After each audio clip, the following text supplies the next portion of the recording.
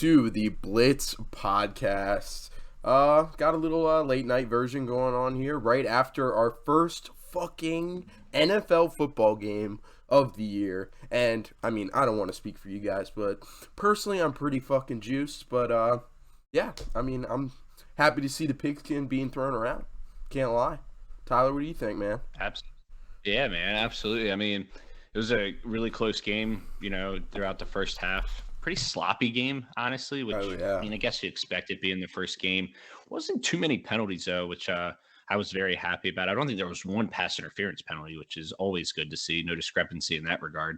But yeah, nonetheless, we're here on September 8th, and we finally got football back after about a 5-month or 7-month hiatus, excuse me. So it's awesome that it's back. We had college football the last 2 weekends, and now we finally got NFL football. Got a little taste tonight, and looking forward to obviously Sunday and the rest of the season. Fuck yeah, man. Jaden, how's it feel to be back into the swing of things, dude?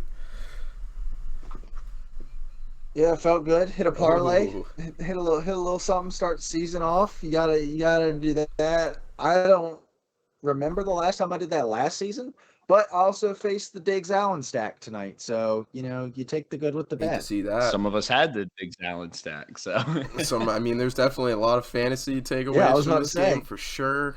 A lot of hitting the panic button on several players for sure. But yeah, several Los Angeles Rams. Yes, indeed. One of which may be on my Duck League team, which makes me very upset. But Gabe Davis, let's go, baby. I'm on board the hype train now. So, and if you can tell by our graphic, both those guys had a fucking fantastic night. But without further ado, let's dive into it. So, final score in this one. Bills kind of put it to them. It was a close game early, tied through the first half, and then the Bills really just pulled away. Bills won 31-10. Like you mentioned, Tyler, really sloppy start to the NFL season. Totaled up to 7 turnovers in this game. Stafford had 3 picks. He had 7 sacks, too, which is, I mean, he was just getting fucking harassed tonight. Josh Allen had 2 picks. Zach Moss and James Cook both had a fumble. So, yeah, a really sloppy start. I mean, I haven't seen an opening game with that many turnovers. I mean, there's an argument to be made that, like, they're just getting into it. Like, it's the start of the season, yada, yada, yada. But, I mean, 7 turnovers in the opening game, that's something different, It's bizarre. Yeah, absolutely. I mean, and like you said, it wasn't just one side. I mean, the Bills, in the first half, the Bills were single-handedly keeping the Rams in the game. Like, they were handing them possessions inside their own territory, saying, hey, here you go. Try and hang in the game with us. We want to put at least some kind of a show on for the national audience. But once the Bills were able to not turn the ball over and maintain possession, we saw what they were able to do. I mean, this team was, the Super Bowl favorite going into the season, and I don't think that anybody's doubting them now. They put on an absolute clinic on both sides of the ball. I mean, the defense looked ferocious. You talked about those 7 sacks, and I think that's the most that Stafford has faced as a Rams, as the Rams quarterback. And as much as I want to sit here and talk about the Bills and how great they were, is this more about how good the Bills are or how bad the Rams are? That's my biggest question about this game. And really and truly, talking about those sacks, this Rams O-line, man, I know that they lost Whitworth, and obviously he was getting old in age anyways, but like, this O-line's got some problems, and we saw it on full display today. I mean, Von Miller had 2 sacks. Russo had a stack. Phillips, I think, had 2 as well. So, yeah, this defense looks absolutely electric for the Bills, and they're even missing Tre'Davious White right now. Yeah, 100%. And you're going against one of the best offenses from last year's Super Bowl winning offense, which is bizarre, but they've got major questions going in and putting up 10 points in their return to football. I knew it was going to be the Super Bowl hangover, that happens very often. I mean, it happened with the Bucs last year on Thursday Night Football. But yeah, crazy shit. So, sloppy start to the NFL season, but like we said, Josh Allen had a really solid game.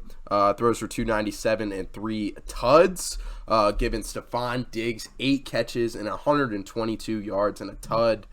He starts his year out balling, and then Gabe Davis. I mean, he looked a lot like what we saw at the end of the year last year. 4 catches, 88 yards, and a touchdown. I mean, Gabe Davis, do you guys think this is going to be more of what we see, like just the big bang plays from him all year? Do you think it's something we can count on? I don't know, dude. I mean, the guy's got 6 touchdowns his last 3 games, dating back to the playoffs last year against the Chiefs and the Patriots, and he picked up right where he left off. I think there were some question marks about him taking on that number 2 receiver role this year, a guy that was really unproven for most of, if not all, the regular season last year. And now you're throwing him into this role, but, he really capitalized on his opportunities. Josh Allen had 2 picks, but really and truly, I felt like the first one, McKenzie screwed up on, and then Crowder ran a terrible route on the other one. So, and both those slot receivers ended up making up, Crowder and McKenzie. McKenzie had a touchdown. Crowder had some significant catches as well. But yeah, I thought Josh Allen looked absolutely electric. I mean, this guy's going to be top 3 in the MVP. I don't think it's a question as long as he stays healthy. And they're not scared to run the ball with him. No. We saw that in the second half. And the Rams weren't afraid to give it to him on the other end. Like, they were like, if he's going to run, we're going to nail him. Like, well, and that's what I was going to say is in the first half, you saw a lot of those 5 to 15-yard passes, not as much quarterback runs initiated in their offense. And then in the second half, those 5 and 15-yard passes opened up those deep balls. And we saw the deep ball to Gabe Davis and obviously the deep ball for a touchdown to Diggs as well. And not only that, but then they also, on the running game, they decided to incorporate the quarterback run a lot more as well. And that's just something that's going to open their offense. I mean, having both those slot receivers plus Diggs plus Gabe Davis, I mean, they have a plethora of weapons. We didn't even see Dawson Knox tonight. I think he had 1 catch for 5 yards. So that's another guy that they can also utilize as well, especially down in the red zone. Yeah, and I mean, I think the only reason that we saw more of those design runs for Josh Allen in the second half was because they could not get the running game going like they thought they could. Like Devin Singletary, they rolled him out to start, and Singletary looked a lot better than I expected him to. I mean, I thought this running game was going to be like putrid because for a good part of last season it was, and then it kind of picked up right as we were hitting like December. But I mean, with them drafting James Cook in the second round, that kind of thinks to me anyway that they don't have a whole lot of faith in Singletary or Zach Moss. And then James Cook comes out and he's done for the night. So James Cook, fantasy investors, I think you might have to wait a little bit longer than you thought you were going to have to cash in on that. Yeah. Because you might get like the Ramondre Stevenson treatment where he gets sat down for a few weeks. I thought that not only they didn't expect James Cook to fumble in the first place, so I thought that they thought they were going to get him more involved. Obviously, no shit, but like they thought he was going to be more involved. Obviously, so that's why I think Josh Allen was running more in the second half. Well, the other thing is the other guy that nobody talks about out of that backfield was Zach Moss, and he actually played pretty solid, I thought, in the limited time that he got as the secondary back to Singletary. I thought people thought that James Cook was going to take that role over, and then maybe even then some. Well, maybe like you said, Jaden, that's definitely going to be put on pause. And where does this put Zach Moss into that consideration? Does he have some deep league flex side upside or flex upside? Maybe. I don't know. It remains to be seen. But from what I saw tonight, I mean, he could get you 7-8 points in a PPR league on any given game, depending on what happens with the James Cook situation. I just know for a fact that Devin Singletary is not the guy.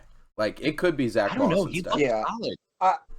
I think by the end of the season, if James Cook is what we thought he was going to be coming out of college, which is like, to a certain degree, it's like 70% of Dalvin Cook. Like, to like make a comparison like that when you put his name in there, it sounds more bad, of a receiving threat. He's like 70% of everything, running, receiving, size, everything. He's like 75% of Dalvin Cook. And if you can get that by the end of the season, I think you're working with something there. But Devin Singletary and Zach Moss have had long enough to prove that they've had plenty of opportunities, both of them, to prove that they're the guy, and they've yet to do it. And maybe I guess James Cook being drafted was what ultimately is going to do it for him, but I don't know. I don't see this backfield being fantasy viable at any point this season because I think it's always going to be either a 2-headed or 3-headed horse. Yeah, it reminds me of the Eagles' backfield, to be honest, with Sanders, Gainwell, and Boston Scott, and now you throw in Trey Sermon in there as well. You just don't want Right, any exactly. Or the The Chiefs' other thing is, backfield for the longest time because of how explosive I their mean, offense Bill was. might They come into didn't need the run game as much, you know. it's still like that though. I mean, I don't think much has changed there. I mean, you can call Edwards-Helaire the bell cow right now, but are we really that certain that he's going to be the lead back? But back to the James Cook thing, are we sure that he can be a bell cow back? Like, he was never that in college. And are we sure that he's just going to come in and take over the reins and be a lead back? I don't know. Really and truly, before the college football playoff, he was a good back, but I think he really boosted his stock in that college football playoff and made a name for himself. Yeah. And rightfully so. I mean, he had an incredible college football playoff, but are we sure that he can just take the reins of a running back room? I just know that, like, Devin Singletary and Zach Moss are, like, middle of the road running backs, like, and I'll take a shot on a guy with like James Cook, who has more God-given talent than those guys, in my opinion. Those guys are not it. I mean, Buffalo's been trying to make Singletary and Moss work for the past 3 or 4 years. It won't work, in my opinion. But anyway, yeah, let's move on to the Rams side of the ball. Let's talk about fucking Matthew Stafford, dude, who really struggled coming back. I mean, there was a lot of concern coming into his debut with the elbow, like all signs on the Rams side were good. They were like, he's better than ever. The surgery only helped him out. This did not look like Matt Stafford tonight. He threw for 240, 1 tud, 3 picks. Cooper Kupp had a really nice night, continues to be fucking awesome. 13 catches, 128 yards, and a touchdown. Are you guys concerned about Matt Stafford going forward? I mean, that didn't look like the same. He looked like he was kind of like, he wasn't making, because Matthew Stafford's not the kind of guy that makes terrible decisions. And some of those balls that were thrown looked like terrible decision throws, but like, I think maybe it was just it getting away from him on the throw. I don't know though. I mean, to a certain degree, I think it's a multitude of things. I think, this is the guy who led the league in interceptions last year. Like, let's not forget that. He was the leader in interceptions last year, and it kind of gets put under the rug because they made the playoffs and they won the Super Bowl. I remember saying before the playoffs started, I was like, do I really think that Matt Stafford can give you 4 games where he doesn't, give the ball away a lot? And ultimately he did, and thank God there wasn't a 5th game because this was it. And this would have been pretty rough if this happened in the playoffs, but I'm going to say this as well. That and real quick on that, and then I'll go right back to you. On that note, they're a dropped pick by the 49ers away from not even being in that Super Bowl. Mm-hmm. And what's Stafford's legacy if the 49ers make that pick and then go on to win that game, kick a field goal and win that game? We're not talking about him as a quote-unquote possible Hall of Fame quarterback. We're talking about the same exact Matthew Stafford. And I think we saw some of those, like you said, some of those mistakes as far as who he is as a quarterback tonight. And I'll pass it over to you because there's some other stuff that I want to dive into as well. But I know that you've got some stuff brewing as well over there, Jaden. Yeah, and the other thing is what comes to me is the offensive line. This was a problem with them last year. Was this team just doesn't have the offensive line that you would think of with a Super Bowl team, and then they lose Andrew Whitworth, who was phenomenal last year for them at 40 years old. Joseph Noteboom comes in. He wasn't a big problem, but Rob Havenstein just got paid the other day. He's probably their best offensive lineman, but this interior is stripped bare. And Logan Bruss, who was their first pick in this last draft, he was the 3rd round pick, goes down in training camp. He's done for the year. You got Coleman Shelton starting at right guard tonight. I think this is going to be a problem for them. I can't see, and especially if they continue to deal with injury issues, I mean, it doesn't get much worse than this on the interior. This is going to be kind of like what we talked about with KC a few years ago, with Cincinnati last year, where it's just like, how much can they do without having a dominant offensive line? And then what can they do in the running game if the offensive line isn't working? And if the running game isn't working, it's kind of hard to get the pass game working. So not a whole lot working in Matthew Stafford's favor tonight. But it's week 1, and it's very easy to react to the first game, the Island game, because that's all we can think about for the next 3 days. But man, if this is going to be a problem in the future, could be pretty bad if they're trying to repeat. It could be.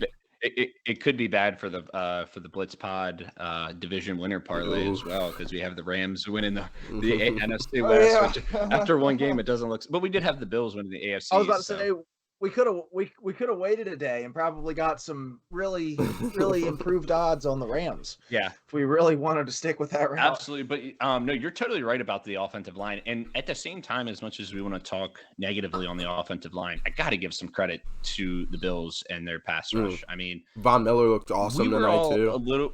We were all a little bit hesitant about the Von Miller signing. You know, we were like, this guy's getting up there in age. Like, you know, maybe he's got a year or two, maybe 3 at most, but like 5 years, like that's a long time. But man, the dude balled out. And what was the one need that they needed going into the offseason? Pass rush. And they went out and attacked it, and they got it. And you're able to, you know, rotate like 7 guys between 3 positions, which is great. Ed Oliver was hurt a little bit tonight as well. So we'll see what happens there. But back to the whole Stafford thing. And, you know, we can talk about Stafford, but I want to talk about something else. We've been told throughout this guy's entire career that I'm about to get into, oh, it's a quarterback. Now that he has Stafford, he's going to be great. Good. Look at what he did with Robert Woods and what he did with Odell Beckham, blah, blah, blah. Where is Allen Robinson? The guy was non-existent tonight. And look, I'll give him the benefit of he was hanging out with another guy that we can talk about in a minute. I'll give him the benefit of the doubt to say, you know, there's some chemistry issues probably week 1. But if you drafted Allen Robinson in your fantasy league as your wide receiver 3, maybe even wide receiver 2, you got to start questioning yourself as to whether or not this is going to work out. Cooper Kupp's going to be there. Cooper Kupp's going to doing it 2 years in a row. Cooper Kupp's going to do his thing. But is Allen Robinson really that good? I mean, seriously, he was getting drafted around Cortland Sutton area.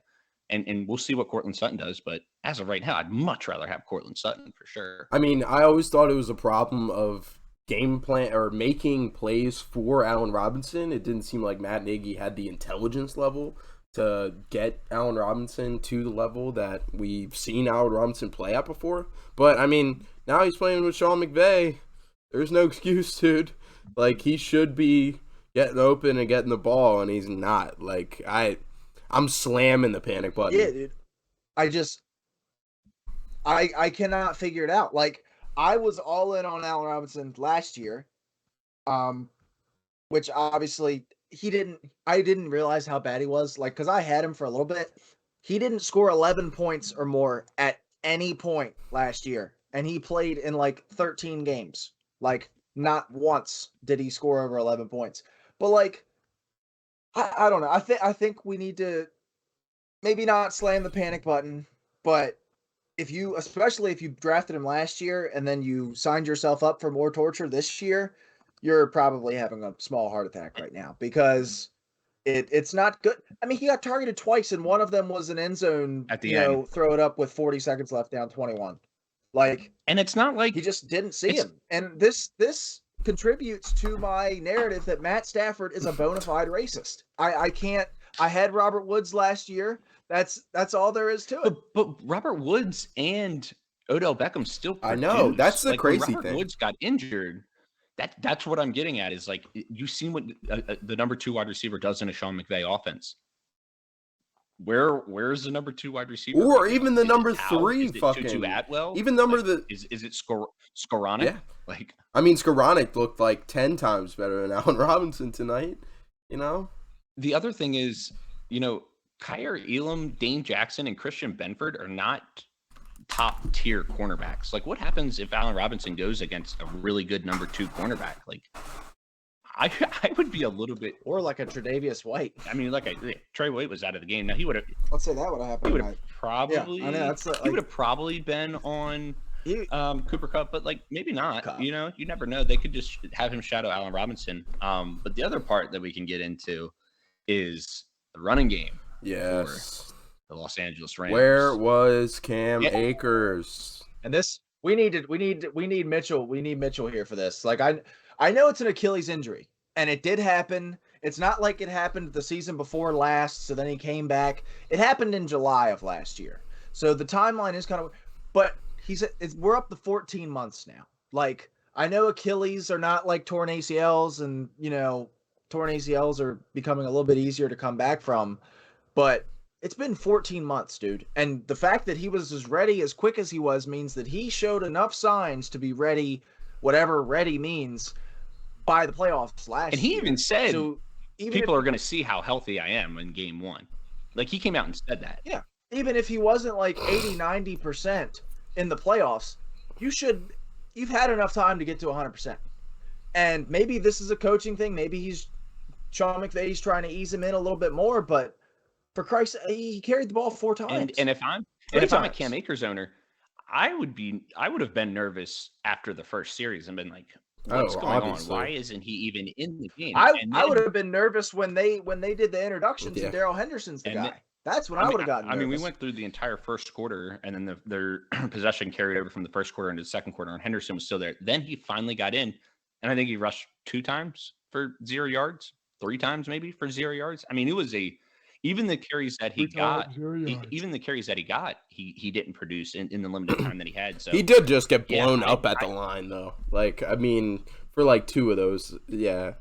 Yeah, and then but Darrell Henderson looked really good. Like, it wasn't, the line didn't look great all night, but it felt like every time Darrell Henderson was shot out of a cannon. Yep. Like he felt like he was getting 6 yards before he even got touched. Yeah, I'd be very nervous if I'm depending on Allen Robinson to give me wide receiver fantasy points, and if I've got Cam Akers as my RB2, even flex, I'm very nervous right now as to what's going to transpire next week. I'm not too sure who they play next week, but I would be very nervous if I was either of their owners. And yeah, I am a little nervous, but at the end of the day, this was an offense that at times last year supported 4 viable fantasy options in Cooper Kupp, obviously, Robert Woods, and then later replaced immediately by Odell Beckham. Van Jefferson at points was viable, and Darrell Henderson. And then even if you want to throw Sonny Michel in there for a few weeks at the end of the season, I started him multiple weeks just because he was going to get the work. So, I mean, and tonight it was only one guy. I mean, if you really want to count like Higbee or Tyler Higbee had 10 targets tonight. And Gerald Everett is there. Jared Everett. They signed Gerald Everett in the offseason. No, he's in. Bro, he's what? Yeah, I was gonna say dude, the other LA team. I got the other. Wrong LA. Yeah, what the? Wrong LA. The good news for Allen Robinson and Cam Akers owners is that the Rams play the Falcons next week. So you better hope you get something out of that game, because if you don't get something out of that game, it's not pretty. It's not. What shocked me was like literally Darrell Henderson was in there for the receiving sets too. Like Cam Akers, a shit ton better in the receiving game, obviously, and Darrell Henderson was lining up out wide, and I was like, dude, like what the fuck? Like they won't even take advantage of Cam Akers like in the situations that would make 100% more sense to use him, you know, but. Like, if you didn't want to use him between the tackles because Darrell Henderson is better, fine. But, like, when Darrell Henderson's lining up out wide, I'm like, holy shit, they just don't like Cam Akers. I mean, maybe it just doesn't get better than the point we saw him come back, you know? Like, maybe that's the ceiling. I'll ask this final question. What is your guys' panic meter for the Rams to make the playoffs right now, 1 through 10? Good question. It's like... Yeah. 2, 3. I mean, it's week 1. Yeah. Super Bowl hangover, a little bit. You Playing got the ring Super Bowl tonight. favorites. You're at home. Where you won the Super Bowl. Like the last time you played football, the last time you were in this stadium, there was confetti everywhere. Like it's a lot to take in again for the second time, or not for the second time, but like, you know, for the first time since you were there. Are we concerned about Stafford's elbow at all? And dude, yes, that's why I mentioned it. I am 100%. I am. That didn't look like Matthew Stafford tonight, in my opinion. Like it just looked like some throws got away. Yeah, they just got away from him. Like it wasn't like a bad decision. Like they just like it was like where the fuck was that going? Like it got away from him. So like it makes me wonder if he can grip the ball. Like okay, I mean Tommy John is not a good thing, not a good phrase to be thrown around. And that's what I've been hearing over and over again when it comes to Matt Stafford and the surgery he got. I'm concerned. I will say this. Does this enhance any opinion about the Bills, or is this what you were expecting from the Bills? I mean, I obviously, I mean, I picked the Rams to win tonight. So to say that this doesn't, change my opinion on the Bills would be a lie because I didn't think they were going to win tonight. I thought that maybe we had gotten a little bit too overhyped on the Bills because I think a lot of people tend to forget, dude, they were 3-5 at one point last year. Like they were struggling. We thought that they were going to miss the playoffs. Josh Allen looked terrible for like multiple weeks in a row. And then they kind of started to pick it up, and then they got into the playoffs, and then they beat the shit out of New England, and then they played in the craziest playoff game ever against Kansas City, and then they signed Von Miller, and okay, they're the Super Bowl favorites. So, but hey, man, they backed the shit out of it up tonight. I think they also, like I was talking about with the Rams, I think they also might kind of have a problem with the offensive line. I know that it didn't really shine through tonight. Saffold got hurt. I think that reflects.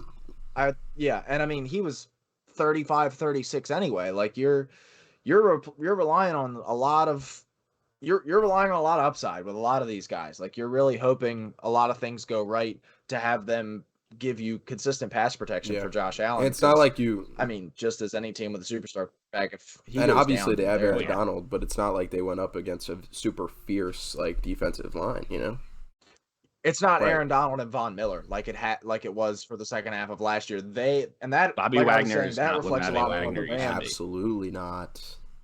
That's what I noticed too. They need to make another Von Miller type of trade at the deadline if they want to make another run at this, because they don't have another guy next to Aaron Donald right now. Like they need another guy because rushing from the interior like that, you're just not going to get the same amount of pressure without somebody attracting attention on the outside. And I'd say go out and get like Robert Quinn, but they have no picks. So how are you going to get him? I mean, that would be an ideal fit. They've got a third. They've got something for this year. I mean, we're 2 years, or no, we are just a year removed. Damn, it feels like so long ago since the Stafford game. I know. But I'm sure they've got a second or third that they could lock. Because Chicago is selling Robert Quinn, selling Robert. I guarantee, like Tennessee, I bet you they were slamming the phone to Tennessee like, hey, you guys need a pass rusher? I heard somebody got hurt today at practice. Speaking of Robert Quinn does no service to Chicago right now. Speaking of the Titans, that's who the Bills have next week on Monday Night Football. That'll be their home opener at in Orchard Park.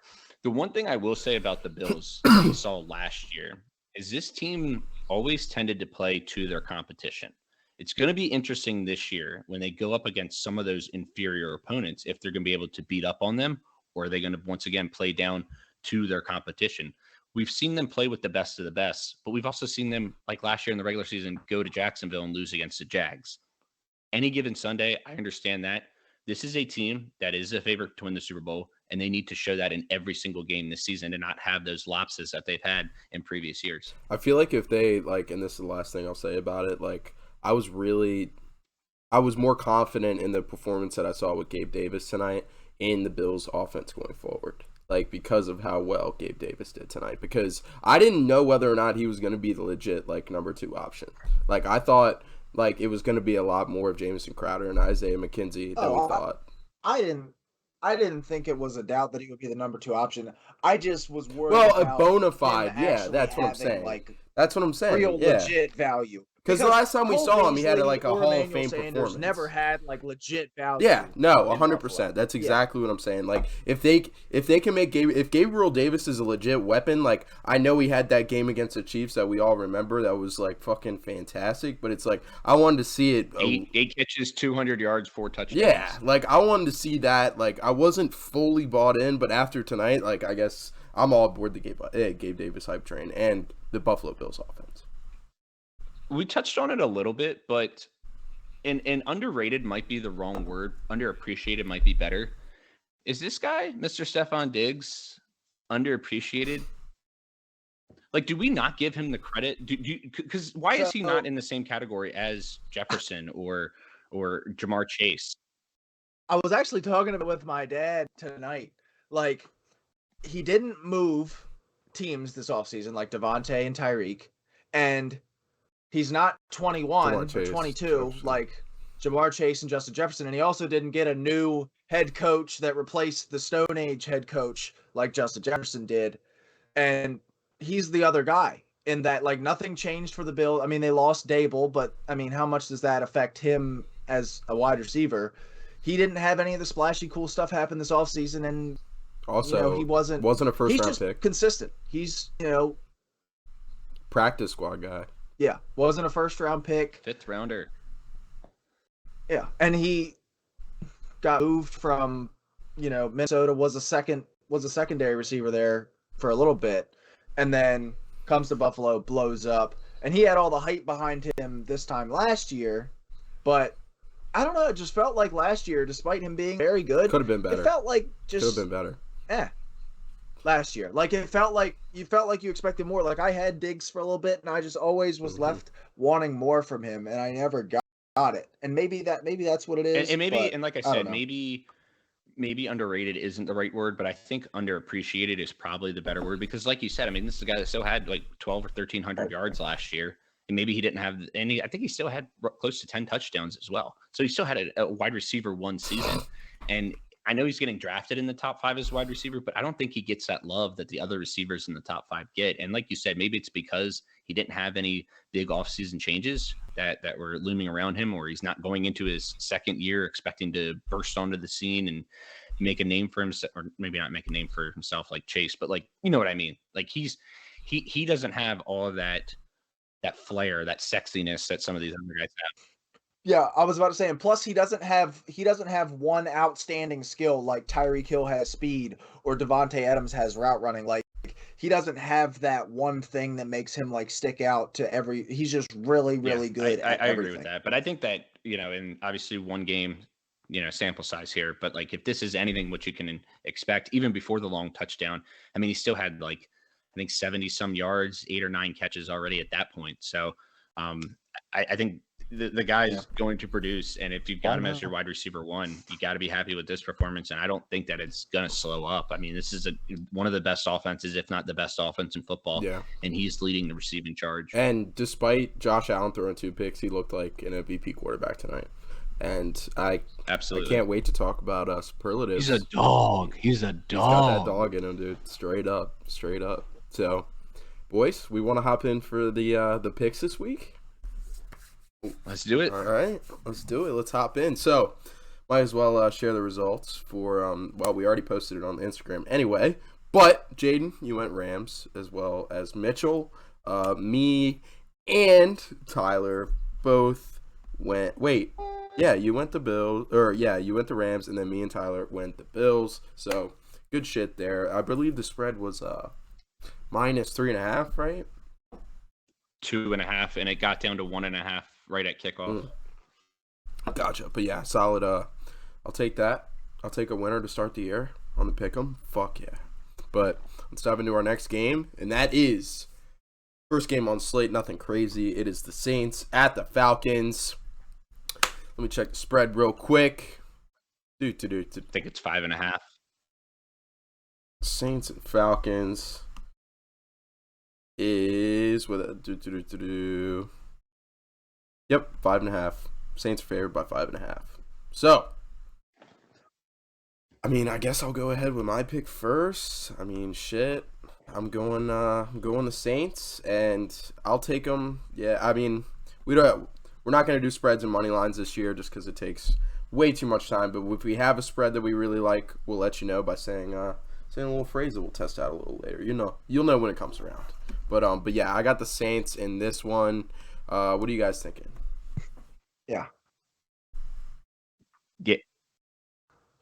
Yeah, pretty easy. Give me New Orleans. Yeah, I know.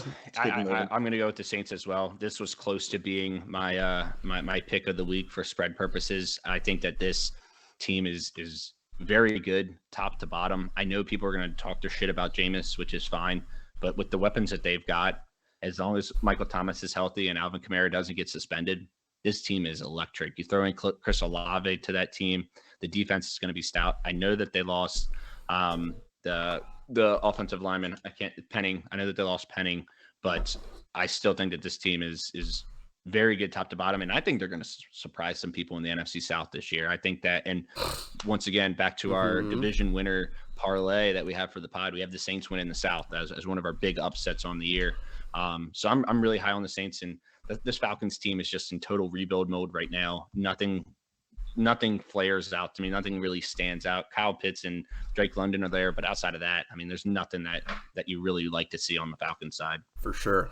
So we're all rocking Saints in the game at the Falcons. So next game we got on the slate is the Niners with their newfound quarterback, Trey Lance, finally being his team, and they're going into Chicago to play Justin Fields. I got the Niners here. The spread for this game is -7 in the favor of the Niners. Yeah, I'll go Niners for sure. Jaden, what you got? Yeah, I'm going Niners as well. I think Chicago probably going to be one or two worst teams in football. So I'm not really even though they're at home. I'm not. Yeah, really kind of similar with one. the Falcons in that regard. I think that's another team going through a total rebuild right now. George Kittle not practicing kind of does concern me a little bit. I know Debo's got a lingering as well. The old George Kittle bumps and bruises every year. He has like 7 missed practices for like a bruised thigh, a nick on his elbow. Like it's every year. And I expect him to be out there. I'm not saying that he won't be out there, but yeah, I think San Fran wins this game. Dark horse to make the Super Bowl, maybe even win the Super Bowl. For sure, I like San Fran this year. I think that this defense is going to be stout, and Kyle Shanahan's going to work his magic on the offensive side. Trey Lance is having great chemistry with Ayuk. We saw what Debo can do. Mitchell's back in the backfield as well.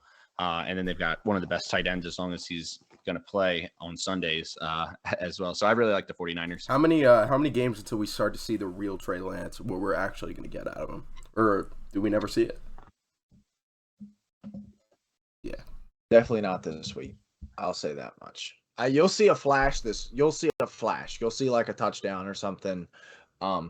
It's just going to be really. It's going to be really hard for him to not succeed with Shanahan's off. Like he's got week so 3 much they go to Denver. Talent. I think that's going to be his first. Next week they have Seattle. Excuse me. Next week they have Seattle, and then they go to Denver, and that'll be their first legitimate test. And we'll see what Trey Lance can do at that altitude. We know altitude affects people, especially rookies. That'll be a really good test. That's going to be a really good game, looking ahead a little bit. Hell yeah. All right, let's move on to our next game that we got. And we do have the very own, Jaden's very own, Acrisure Pittsburgh Steelers, headed to the Super Bowl losing Cincinnati Bengals. And coming off that Super Bowl loss, I'm going with Cincy. They're favored by 6.5. With Mitch starting the year, yeah, I really like Cincy. They're going to be coming off pissed from last year. They got a brand new team to show off, brand new offensive line. I like Cincy in this one. But Jaden, you got a little bit of an upset pick here, so I'll let you take the floor. I do.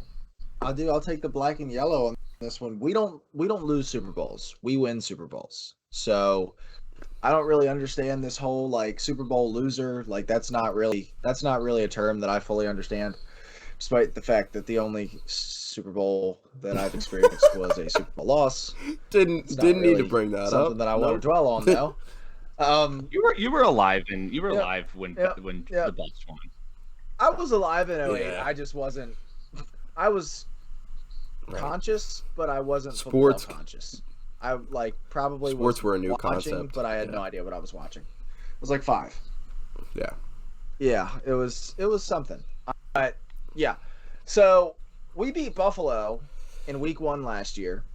I think I think that the pass rush can get to Joe Burrow. There's a lot of newness on this offensive line. I don't think it's going to click all right away. Did we match up well with Cincinnati last year? No, we did not. But we kind of got down in those games early. I don't think people understand. Like, I love Big Ben to death. He's probably like my favorite player of all time. But I don't think people understand how big of an upgrade Mitch Trubisky or Kenny Pickett is to Big Ben. Like, he was legitimately terrible last year. Outside of what his knowledge was of the game, he provided virtually nothing to us in any aspect of football. Mitch Trubisky can move out of the pocket when need be. He can actually throw the ball more than 35 yards down the field. These are things that almost every other NFL team can do that we could not do last year. I don't know. It's a gut feel. And I'm going to pick the Steelers every week off of gut feel. So Good to know. I've got the Bengals here, but I do think the Steelers cover the spread. I think that this is a little bit closer, probably a 3 or 4 point game rather than Always a is. 6.5. And AFC if North. you can get that extra point or that half a point, excuse me, and get it to 7, do it just to save yourself. I will say this. I've been reading a lot, and I know there's been a lot of hype about this guy, but from what I've been reading, he's going to be going up against Eli Apple week 1, and I could see a pretty big game for George Pickens right off the bat. Jeez. I think that he's going to overtake Chase Claypool, and from what I've been reading and from everything we saw in the preseason, he was the most targeted Steelers receiver, even with all the first team work as well. So I think that he's going to have if this Steelers offense is going to put some points up, it's going to be George Pickens. You're lucky I can't find it. Oh, dude, you can't find it? Fuck, motherfucker. I can't find it. Oh, that stinks. Plus, I'd have to He's a rookie remember that I hat think is and going to jump on the headphones. scene. Oh, yeah. I do think, I love George Pickens. Like, he was my number 2 receiver in this class. And then we miraculously got him, and then he wears my favorite number. But the offensive rookie of the year picks, I can't see a world where that happens. I really, like, the PFF put out their thing where, like, they had 2 of 6 analysts pick George Pickens. Nobody else had the same pick except for the 2 guys that picked George Pickens. Like, he's good. He's really good. But is he really going to be able to put up the numbers that it takes to win Offensive Rookie of the Year in this offense? Like, Deontay Johnson probably wouldn't have even won Rookie of the Year last year, and he's been in the league for 3 years. Like, I mean, not and every that guy's year you already have a in this Jamar offense. Chase. Not every year do you have a Jamar Chase. I will give you that. And this year you don't have a quarterback other than the one that's on our roster. And, Breece Hall, Kenny Walker, the 2 running backs taken, they don't look like they're going to be the running back 1 for at least a few weeks into the season. So you're looking at, like, a guy like Dameon Pierce. You're looking at a Sky Moore. Garrett Wilson's not even listed as the starter for the Jets right now. So I don't know. I don't think it's all that. I think in like 2 years, if Kenny Pickett develops or we get another guy in there, I think George Pickens could really be an asset, but I don't see it right away. Fair enough. Production-wise. Maybe like PFF grades and shit like that, he'll do really well, but from a production standpoint. Hey, dude, I mean, props to you for keeping it fucking real. Let's go, man. Dumbing down some of the George Pickens hype. But, all right, so that's our Pittsburgh-Cincinnati picks. Also, dude, like, I mean, coming off of last year, diving into that secondary, that's going to be a pretty matchup. Oh, yeah, that's going to for the Bengals receivers. Yeah. I tend to forget about that sometimes. You got, and I think that's best. You got Joe. Doesn't upset me if I don't think about it. You got Joe Smith and Bob. Just Bob on your secondary. Good luck with that, man. Joe Smith and Bob. Might as well be. All right, let's dive into the next game we got on the slate, and it's a spicy one. We got some interaction, shit ton of interaction. For some people, actually, on the Instagram because of my take on this game. But it is the Eagles at the Lions, and I'll go ahead and make my case for the Lions first, I guess. I mean, get it out of the way, get the spice out of the way, but I am, in fact, being the only one picking the Lions in this game out of the Blitz Pod members. And here's why, man. I'm not a believer in the Eagles like everybody else is this year. Like, I don't think they're division winners. I don't think that Jalen Hurts is that guy. And I don't think this is going to be the beginning of a great magical season for the Eagles. But I do think it's going to be, I mean, we were talking about in the hot takes. However, the Lions. Yeah, I mean, we were talking about in the hot takes episode. You know, they're gonna win 12 games this year, and after losing so much, and I mean, like I said, I totally admit to falling in love with the Hard Knocks teams, but these dudes got once they taste that winning, like even in the fucking preseason, they were like, This shit's like really good. I think they're gonna come out really hot for this game, and they're gonna want. This is like a rebranding for the Lions. It feels like, you know, it's year 2 of DC. You brought in some young draft picks, and they need a rebrand. yeah, too. like dude, actually legit, like a whole logo rebranding, the whole 9 yards. But yeah, I think their jerseys are bottom. They're trashed here. I do not like them. I'm not a fan. But yeah, I think they're gonna come out hot for this game. I'm taking the Lions. I like it a lot. I think DeAndre Swift, he's gonna start with fucking probably 200 all-purpose yards in this game. Because why not? I would love nothing more. I'm with it. But that's my case for the Lions. Go ahead. I got the Eagles winning this game. But I do think it's tough. I could see the Lions absolutely covering the spread of 4. Yeah. I'm probably going to stay away from that, but I do like the Eagles to win the game. Eagles are one of my dark horses to also make the Super Bowl. I think what this team did in the draft, what this team has done in the offseason, I think that this team is ready to roll. I mean, I know there's some questions on the line, but I still think the line is one of the top lines, probably top 10, definitely top 15 in football. Dude, you throw in AJ the Brown. Offensive line? Yeah. It's like top 3. I don't know if it's top 3. Dude, Mailata and Lane Johnson are probably the best duo of tackles in the NFL. You got Jason Kelsey on the interior, and they've got like 8 startable offensive linemen, which they have I don't depth, think any NFL team can say. I know that they've got depth, which obviously benefits them. Adding Jordan Davis definitely going to help them. AJ Brown, obviously adding him is only going to help. Bradbury adding him is going to help. This team is in win now mode, and Kane's right though. You know, we haven't seen Jalen Hurts, you know, really step up and produce at a high caliber winning level. And this is going to be the year. You know, this is going to be a year, and we've talked about it. We've seen this guy progress year in and year out. You know, from where he was at Bama, then going to Oklahoma, then what he's done in the NFL. He continues to progress, and the question is, can he progress that much more and take that next step, or is his talent capped at where it is? I think that they will. I think that, you know, back to our pod division winner parlay, we've got the Eagles winning the NFC East, and I don't think that that's far-fetched by any means. I think that they should be the favorites to win this division, to be honest. Clearly, Kane did not have a decision in that pick, considering he just said, "I do not think the Eagles." I didn't disagree with that one as much. Like, I was like, okay, like that's realistic. You know, I can rock with it. I mean, with the rest of the parlay, but yeah, I don't think. I mean, who do you think? You think the Cowboys win the NFC East?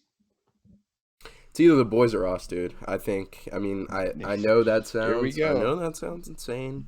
I'm not about to get on my soapbox here, but. My brother in Christ, what are you talking about? I'm not even going to get into it, dude, but I think it's going to be the boys or us.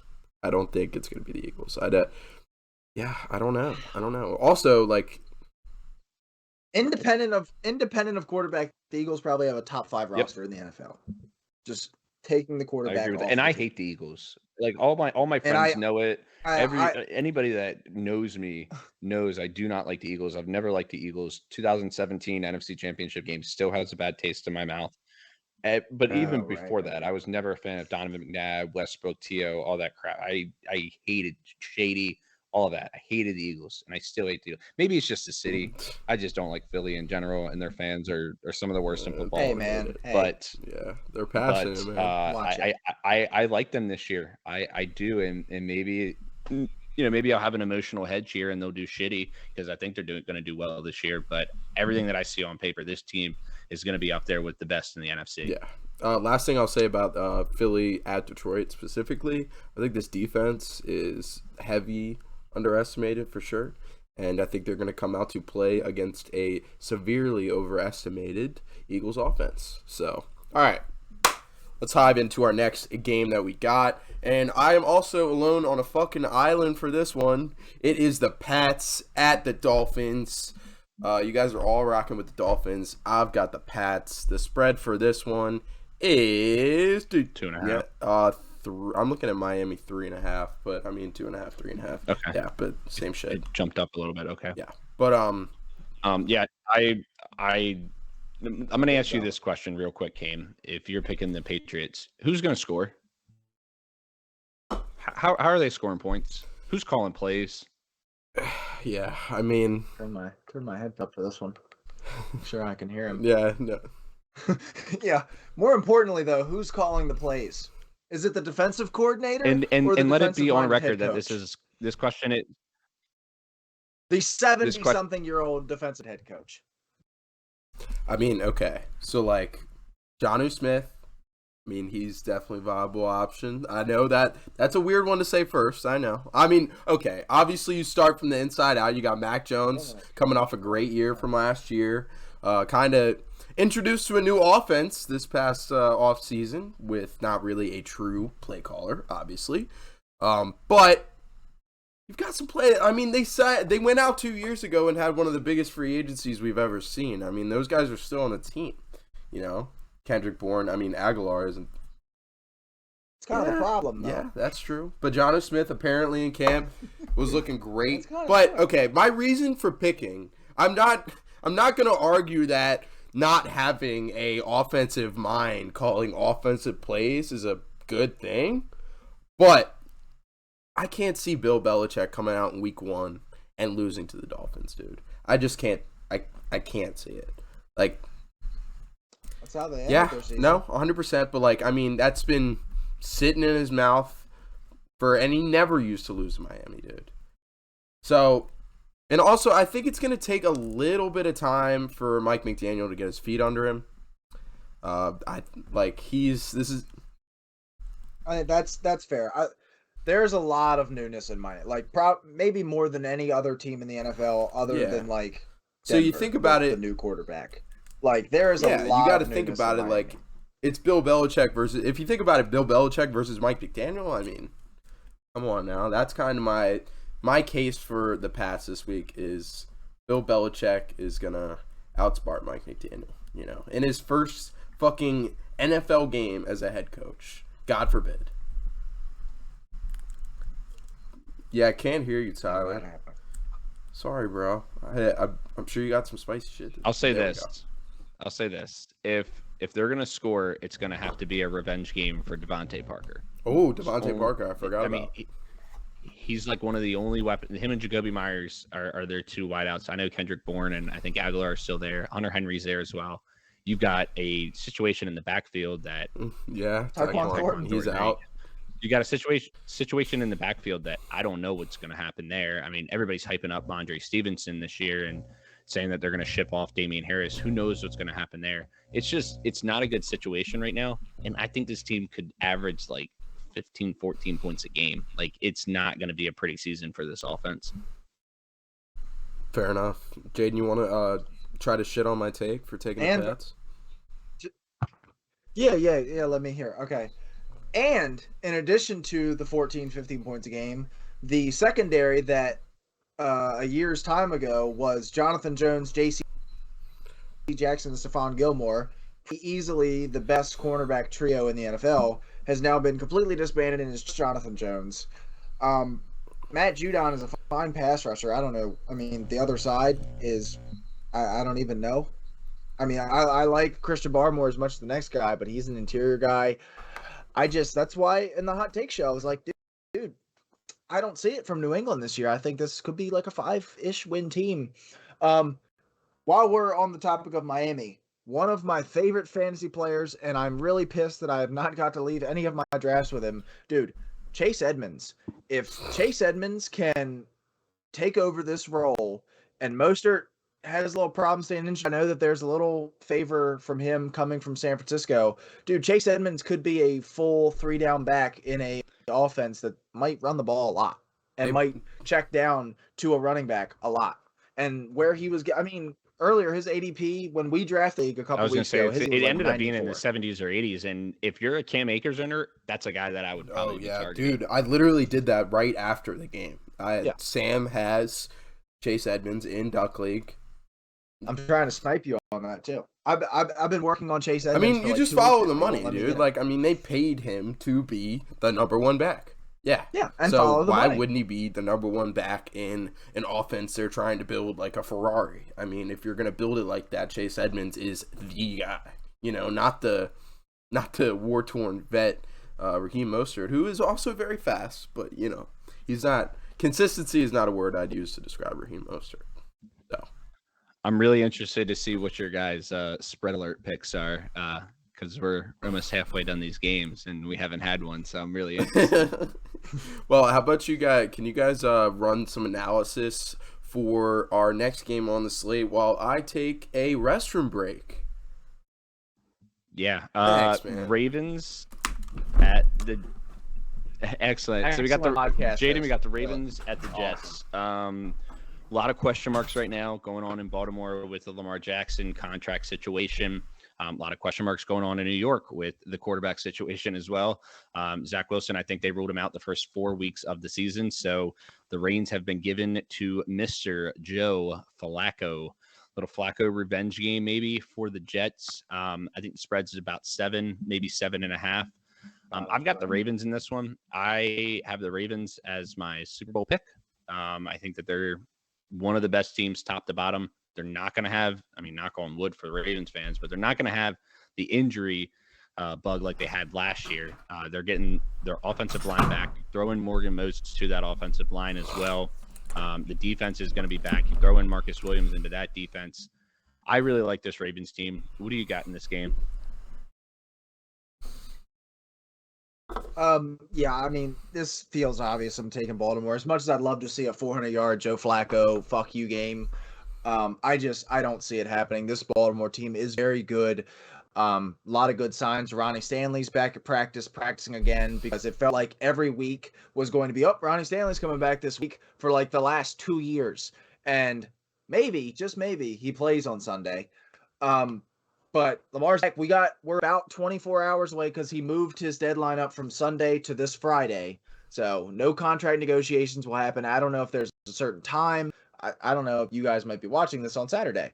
But Friday is the deadline.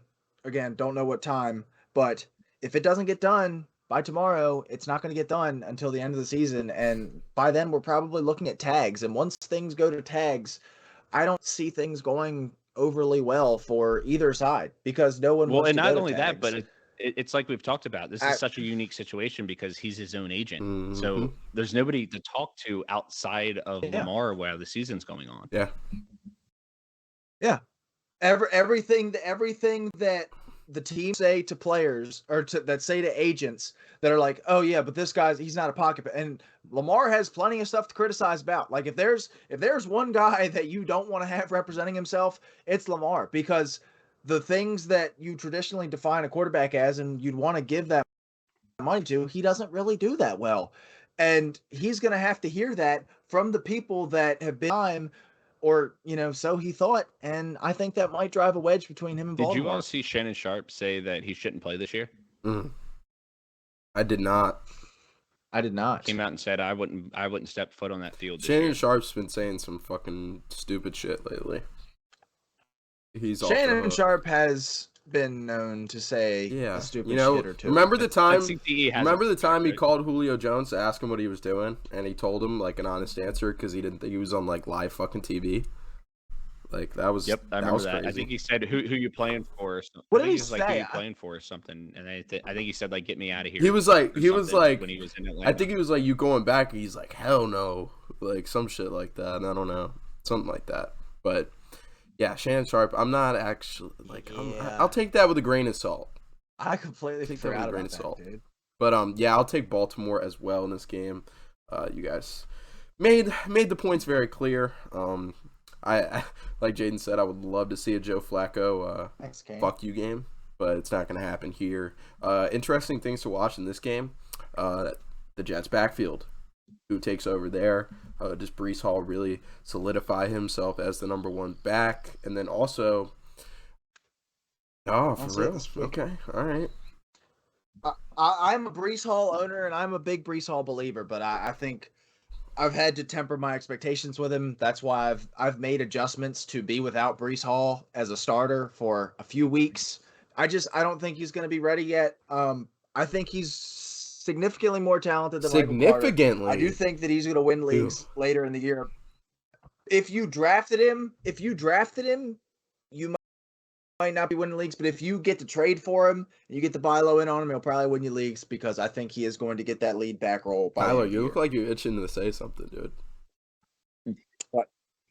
He's Yeah, excited I right haven't. now. He's I happy had as a Brees clam. Hall. Where did I have him ranked? Like in the You had him 25? like in the shit tier. You had him like below like yeah, AJ Dillon. which I don't think it's that egregious now. It actually looks like it might be a decent prediction as we're looking right now. I said it on our hot take episode that I might not have, but this is one of my hot takes that I've been hot on is Dameon Pierce is going to have a better season.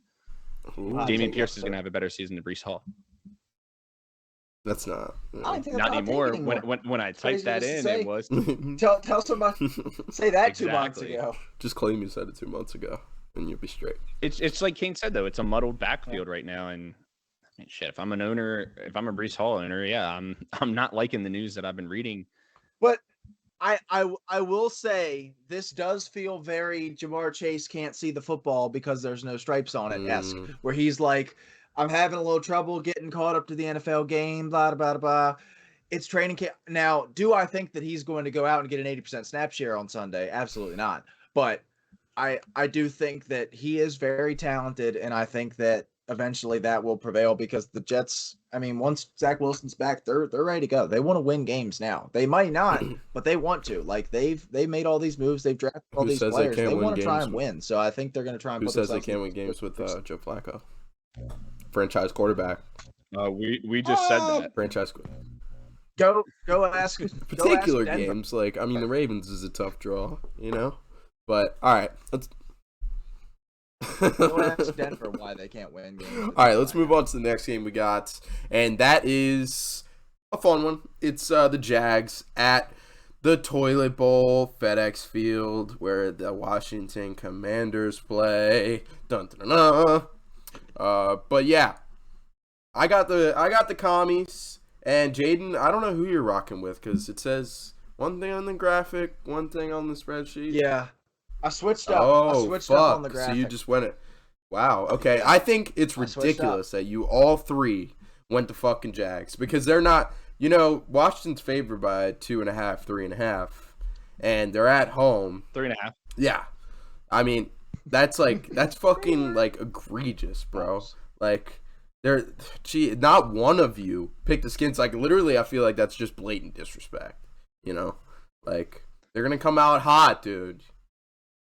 At a certain point, it was. I do think Jacksonville is going to win this game, but I probably wouldn't have changed my pick if it wasn't. Dude. I'm glad we cleared that up. With it. Also, I changed my Rams pick, and I was like, you know what? I think I want to change Jacksonville too. So, I think that Jacksonville's going to be solid to start the season. I think Trevor Lawrence, he's weeded out the literally, like, I mean, it's been talked about at great length. He was in the worst scenario that any rookie quarterback could have walked into probably ever. And yeah, it didn't look great, but it wasn't the worst thing ever. It was probably still better than every quarterback last year except for Mac Jones. And I was going to say, there's another rookie quarterback in his division that was thrown into a worse situation. Christ. No, dude, Urban Meyer, add that on? No. But I think he's going to be able to take care of the ball a lot better this year. One prop that I've seen floating around a lot is Trevor Lawrence under a half interception this week. Because Washington, not really the type of team to take the ball away through interceptions. They don't have like ball hawks on that back end there. And Doug Peterson, in Carson Wentz's second year with Doug Peterson, he only had 7 interceptions. So I was going to say that's the interesting storyline in this game is Doug Peterson against Carson Wentz revenge game. Like, come on now. Yeah. Like, who's not taking Doug Peterson revenge game? Yeah. I like the Jags in this game. I think, you know, the question that I'm going to have for your Redskins, and I'm going to call them that all freaking year. I do not care. I'm going to continue calling them the Redskins. Damn, balls. The question balls on the fucking table, dude. Douche. Damn right.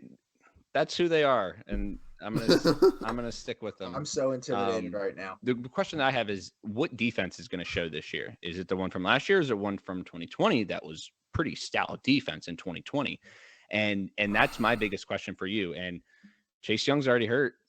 Yeah, he's already hurt-ish. I would not be all that confident if I were you going into this season. There's just so many question marks, and I understand that like Jahan Dotson has been great so far from what I've seen, and maybe him and Terry turn into a dynamic duo. But like, I'm not a Carson Wentz believer. I'm gonna go ahead and tell you that right now. Make me eat my words. Oh, but you're I'm just not a now, Carson Wentz believer. just now. Yeah, just Tyler's now. right. You're telling me Temper that you're not a Carson Wentz believer. Thank God. Thank God. Well, I think okay. Temper your So let me tell you expectations, this, King. because I think there was a point in time last year. I think it was after the Colts went to Arizona and beat Arizona that people were talking about them as a dark horse Super Bowl candidate and Carson Wentz as holy moly, maybe Carson Wentz is the real deal. And then we saw what he did down the stretch. He just can't. I don't think he can win clutch games when your nuts are on the table and you got to win a game. I don't want Carson Wentz as my quarterback, and that's coming from a guy that has Kirk Cousins as his quarterback. I like Trevor Lawrence a lot better than I like Carson Wentz, and I'm going to go with that in this game. You asked a question about the defense. Obviously, the return of Chase Young is huge for us. I mean, you mentioned he's a little banged up, but he will be back. And also, we have an actual professional NFL quarterback that plays at a high level, playing for the first time in Washington since Kirk Cousins. Sometimes. Since Kirk Cousins. I mean, Alex Smith played at a high level, but this is the first time that we've really had a real quarterback since Kirk Cousins. So I think we're going to be juiced. And also, like you mentioned the defense, I feel like the defense is the past couple of years, and especially last year, they just didn't feel like they had the help. So it was like just a helpless effort on the fucking defensive side all the time. And especially when Chase Young went out, it was a joke, you know? So like we didn't have any firepower on the other side. But like I feel like now that we've got some dogs on the offensive side that actually scare the opponent's defense, and especially a defense like the Jags, dude. Come on now. What's your guys' offensive line looking like this year? Slightly worse. I mean, obviously Brandon Sheriff. Where I was gonna say, where did your best offensive lineman go? All the names on Washington's offensive line are like low profile names. They always grade out better in PFF. What makes you say So that, bro? I know that like you've used what that in makes the you past. say that? I do think. Hold on. I heard something about it's something with the way that they grade and how your offensive line is like schemed up, and it always grades really well. But Charles Leno, I think, is one of the most underrated players in the NFL. So I'll grant you that much. Plus, I think your defense is always gonna it's gonna play well when it has an easy schedule, but when it doesn't, it's gonna get shit on. And I'm fairly certain don't you guys have like a really easy schedule this year? I think you guys are like towards like the entire. I think I saw like the entire NFC East is like in the bottom 4. So maybe the defense does return to that 2020 form that ended up bringing to the playoffs. It's just, is Carson Wentz going to throw those games away that Taylor Heineke game managed and Ryan Fitzpatrick game managed? Or who was your quarterback then? It was Alex Smith. Was it? It was was it Fitzpatrick? The amputee. Brandon Allen. It was old. It was old bow-legged. Jesus Christ! Comeback player of the year, Alex Smith. Fuck that guy. That's Big Ben's award. I don't give a fuck. Dude almost lost his. Big Ben's award. Dude, he almost died. Fell off at the end of the season. I don't give a fuck. It's about Big Ben didn't play the year before. Alex Smith didn't play the year before. Big Ben outplayed his ass all year. Alex was fucking terrible. He came back from Big Ben's award. Fuck his leg. More of a hole. He was on the borderline of death, man. I'm Team Alex Smith. You're not going to convince me otherwise. I don't care. I don't care. Right. That is Big Ben's award. The hot takes 2022. Should have saved that for the last episode. Right? Should have saved that. The Redskins play the NFC North and the AFC South, which is why their schedule's pretty easy. Which is why Colts will win Colts, the division. Titans, Jags, Texans, Lions, Bears, Vikings, Packers. That's who you're getting. That's why we'll win the division. Every other team in your division has those opponents. I was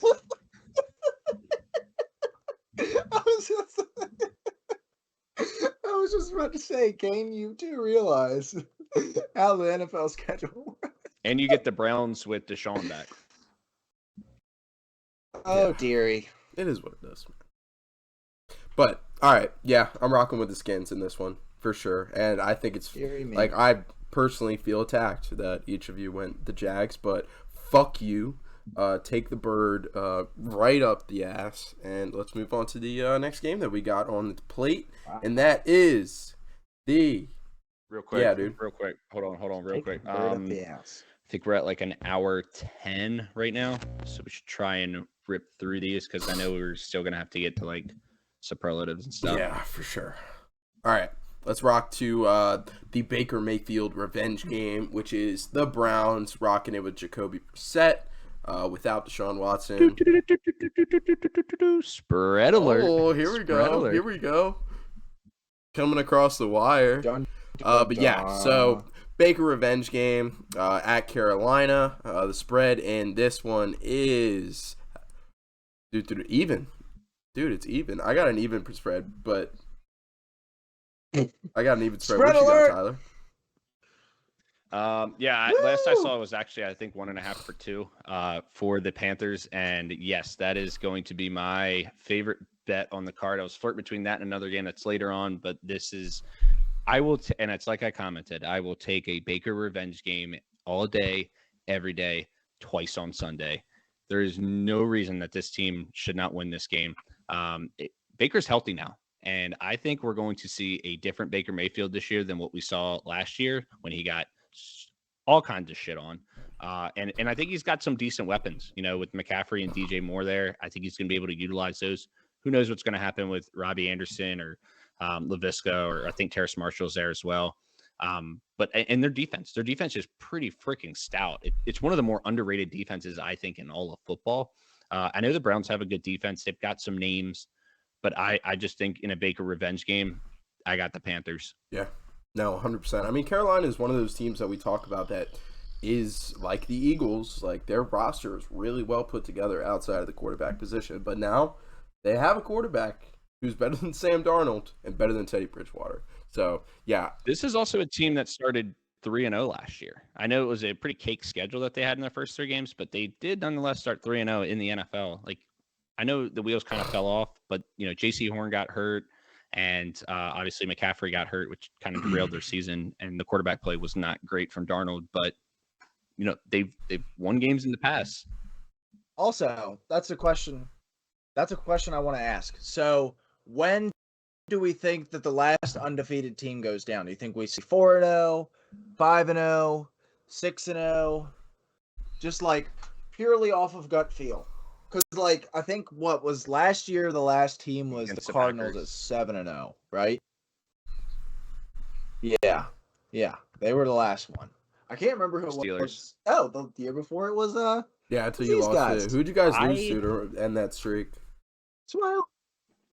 Hey, the fucking cripple, your Oh, fucking too bad. peg leg. Okay, all right. You That's fucking fantastic. darn peg Thank leg you for quarter- your contribution. But yeah, Yeah. what you got? I think, guy. I real quick on that question, I think that if the Bills can get by the Ravens, even though they do have a tough schedule, and I know it's 1 game sample size, I could see them ripping off 6-0, maybe 7-0. I don't know. I gotta look at the schedules, man. Like, I gotta have. Oh, it's tough. Yeah. I know I did kind of pitch you that question without any Yeah, I haven't really dove into it. way to prepare I haven't really for dove it. into it too much. I don't know who else has got like a pretty easy cake schedule right at the beginning. I know San Fran has Chicago and then Seattle, but then they go to Denver. Don't know what's going to happen there. And then obviously the Rams can. We're looking at the Bucs schedule. They've got some tough games early on. They play the Chiefs. Who knows? The Chiefs have got a pretty tough schedule as well. So I don't know. I'd have to really dive into that and look into it. But like I said, 1 game sample size. I'm going to take the Bills. Why not? Fuck yeah. All right, and with Cleveland, Carolina, we're all rocking Carolina. But spread alert. Except for Mitchell. Spread alert, yeah, except for Mitch. Yeah, he's got Cleveland. Don't sleep on Jacoby Brissett. But yeah, let's move on to the next game we got, and that is the Colts at the Texans. And You're goddamn right. I didn't pick the rest of the group. I went the Texans in this one, man. I think Davis Mills, coming with his second year as this being his team. I think, he's got the confidence of an NFL quarterback now. And you've got Dameon Pierce, all the hype on him. That's going to look awesome. And I think this Houston defense is going to be a lot better than people give it credit for. I mean, Lovie Smith has had a decent track record with good defenses, man. And I also think that My problem. They do not have a good defense built for Lovie Smith's scheme. But I don't think that Jonathan Taylor is going to run all over Or offense. Houston's defense, dude. I don't think it's going to happen. So if that doesn't happen, Matt Ryan's going to be forced to throw the ball a little bit at least. And I think I'd probably take a Davis Mills over Matt Ryan right now. Ooh, Yeah. hot take. Mm-hmm. That means you're technically taking Davis Mills over How's Carson Wentz. Because the Colts traded away Carson Wentz because he was so terrible last year, and then acquired Matt Ryan in what is perceived by most of the NFL community as an upgrade. The one thing I'll say with this game is, we're talking about all these new faces old face, new place type of thing. And the chemistry might be a little bit off in that first game with Matt Ryan to his targets. Really hoping for a big year from Alec Pierce. But And what targets, by the way? I still have the Michael Pittman? And yeah, Alec Pierce, Paris Campbell. We'll see what happens. But I will say I do think that the Texans could cover this spread. I just think the Colts have too much on both sides of the ball to lose this game. Jaden, what you got, man? Oh no, I'm with that. I think Jonathan Taylor is actually going to run rampant. That's kind of what Jonathan Taylor does against bad teams. That's what Derrick Henry did against bad teams for a while. The Texans don't have enough on offense or defense or special teams to hang with the Colts here. Thanks for that beautiful explanation. But yeah, Brandon Cooks hype season starts now. Probably goes double-digit catches. I love Brandon Cooks. It hurt me to have to give him up in a deal. Who else is a sleeper? You know who else is a sleeper this year that I think could burst on the scene? You're talking about that guy in his second year making a jump is Nico Collins. Don't sleep on Nico Collins, the second-year receiver out of Michigan. I think he could have a very, very good fantasy season. Top 30 wide receiver when it's all said and done. Also, I mean, I mentioned it in the Instagram. This is week 1. Keep in mind, crazy shit always happens. Teams always beat teams that they shouldn't beat. And if it's gonna happen, it's gonna be week 1. Week 1 is always. The only problem is you had all of the crazy shit happen. Not all of the crazy shit. One of them's bound to happen. The only shoot or shoot. Yeah, shoot, man. Yeah, the only crazy shit that you didn't pick was Chicago beating San Francisco. I mean, the Giants and Tennessee, Baltimore and the Jets. Yeah, Baltimore and the Jets. New Orleans, Atlanta, Cleveland, Carolina. San Fran, Pittsburgh. San Fran, Chicago. Hey, I was about to say there, right, jackass. Fuck you. But yeah, Kansas City. And I also picked Cincinnati. I mean, I'm not that off my horse, But all right, I'm excited for the next one. Yeah, dude. Hold on, let me get down to my Google sheet here. But yeah, let's move on to the next game we got on the slate, and that is the Giants at the Titans. And Tyler, I'll let you take the floor, man. You try to convince us. So this was almost my spread alert pick of the week. But I like Carolina a little bit better. I love the Giants in this game. I am not sold on this Titans team. I said it when we were talking about the hot takes. I think this team ends up winning like anywhere from 5 to 7 games. I don't see them over 7. And I think it starts out with one with a loss. I think this defense is extremely overrated. I'm not sold on Tannehill. As long as you suffocate and put maybe 9 in the box. I know that sounds crazy, but if you're putting 9 in the box, I think that you're able to stop Derrick Henry. And I think that Mr. Saquon Barkley is going to have a hell of a season. I've got him as my start for the week on the running back side, and I think he's going to run absolutely wild with 150 plus receiving and rushing yards in this game.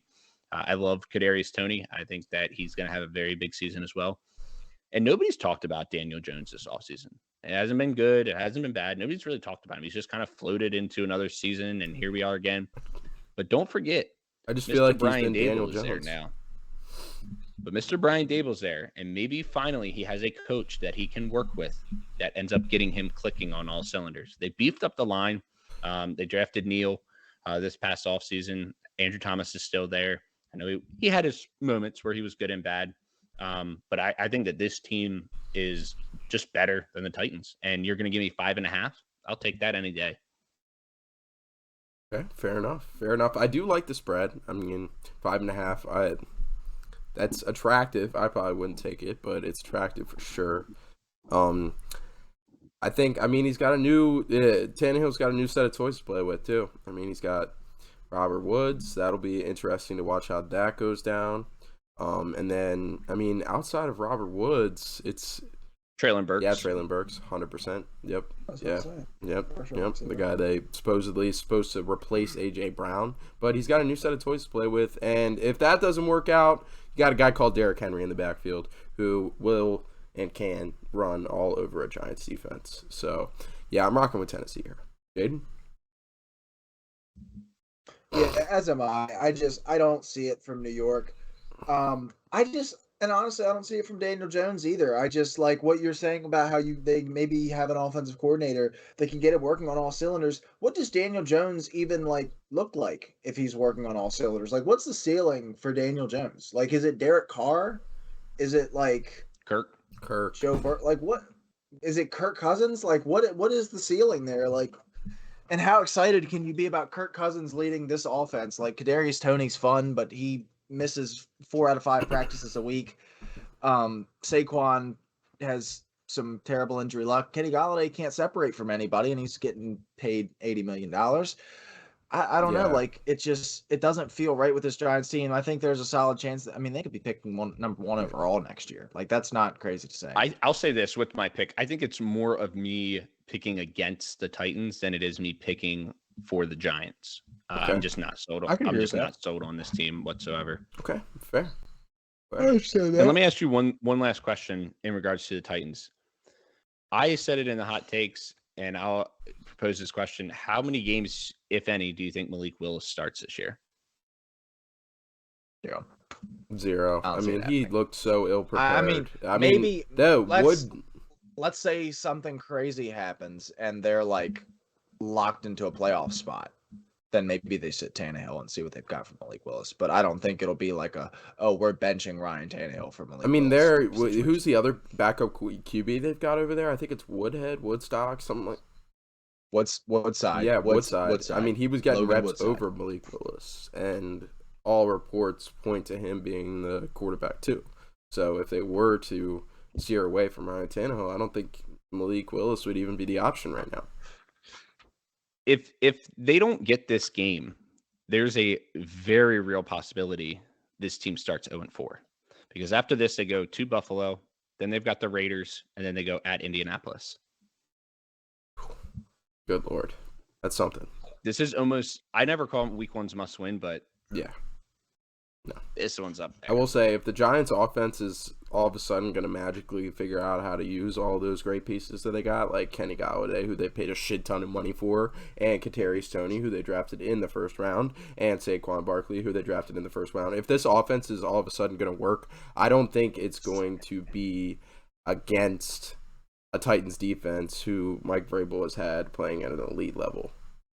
So, but Bud Dupree is their sole pass rusher, and the next guy is a guy that has played 300 career snaps. So, it's Harold Landry's not Simmons? The most Jeffrey impressive Simmons, pass rusher in the world, now. but he's don't sleep. Jeffrey Simmons is fat. He plays from the inside. But okay, fair. Interior. Yeah, and Harold Landry, like I said, he might not be the most impressive pass rusher, but he's played 3,000 snaps over the last 3 years. It's hard to replace that kind of production from a guy. And like I said, he's not going to always get the pressures, but he finishes plays a lot, and that's how he gets the production that he does sack wise. And they're not going to have that, and that's going to hurt Bud Dupree too, because for his entire career, Bud Dupree has been the only success that Bud Dupree has been as a secondary edge rusher. He only came on as TJ began to come on, and then once he was done in Pittsburgh, he went and been a secondary pass rusher to Harold Landry, to which he even had little success doing that. So be kind of interested to see him be a primary pass rusher for the first time since he was a bust in Pittsburgh. All right, gang. Let's roll through these last 5 games that we got on the slate of our first fucking week of NFL football. And it's a good one that we got up next to talk about, and that is the Green Bay Packers, the ayahuasca-taking, acid-tripping, MVP-winning quarterback Aaron Rodgers going up against Tyler North. Yeah, ayahuasca taken, dude. But he's going up against Tyler North's very own Minnesota Vikings as he reps the jersey. So go ahead and hit it. Hit us with it, bro. Hit us with it. I'm the more and more the season builds up, the more and more optimistic I'm getting, which is a very scary thing. I think not only we win this game, but I do think we win the division. That was a pod parlay pick as well. For a division winner was the Vikings. That was one of our other long shots to win their division. I wouldn't say long shots, but definitely the second fiddle to the Packers. We're home. That's number one. The crowd's going to be absolutely electric at US Bank. Debut of Kevin O'Connell. I think we're going to come out firing, clicking on all cylinders. Jefferson's going to pick up right where he left off.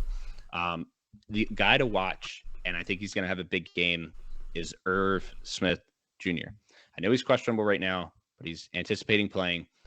I think this is going to be a complete difference maker for the Vikings this year, because Kyle Rudolph was there, but after like year 5 or 6 of Rudolph, we haven't really had a tight end play. And Irv Smith can do so many things in both the running and the passing game that I think it makes the biggest difference in the world for Kirk Cousins.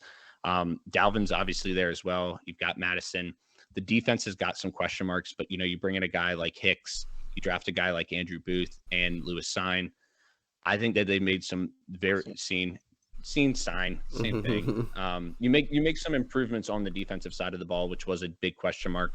You bring in Phillips from Buffalo as well to shore up somewhat of that interior defense. He signs Zadarius Smith, who's already said he's coming for blood in this first game. And I think we go out and we kick some fucking ass in this first week against this shit Packers team. Yeah, no, 100%. And honestly, I think you might have some good points, dude. I know I took the Packers, and honestly, I might start to be. I'll rock with the Packers still, but if you can get the spread past 1.5, this will be my spread alert. Yeah, this will be my spread alert because Aaron Rodgers historically does not do well to start the season.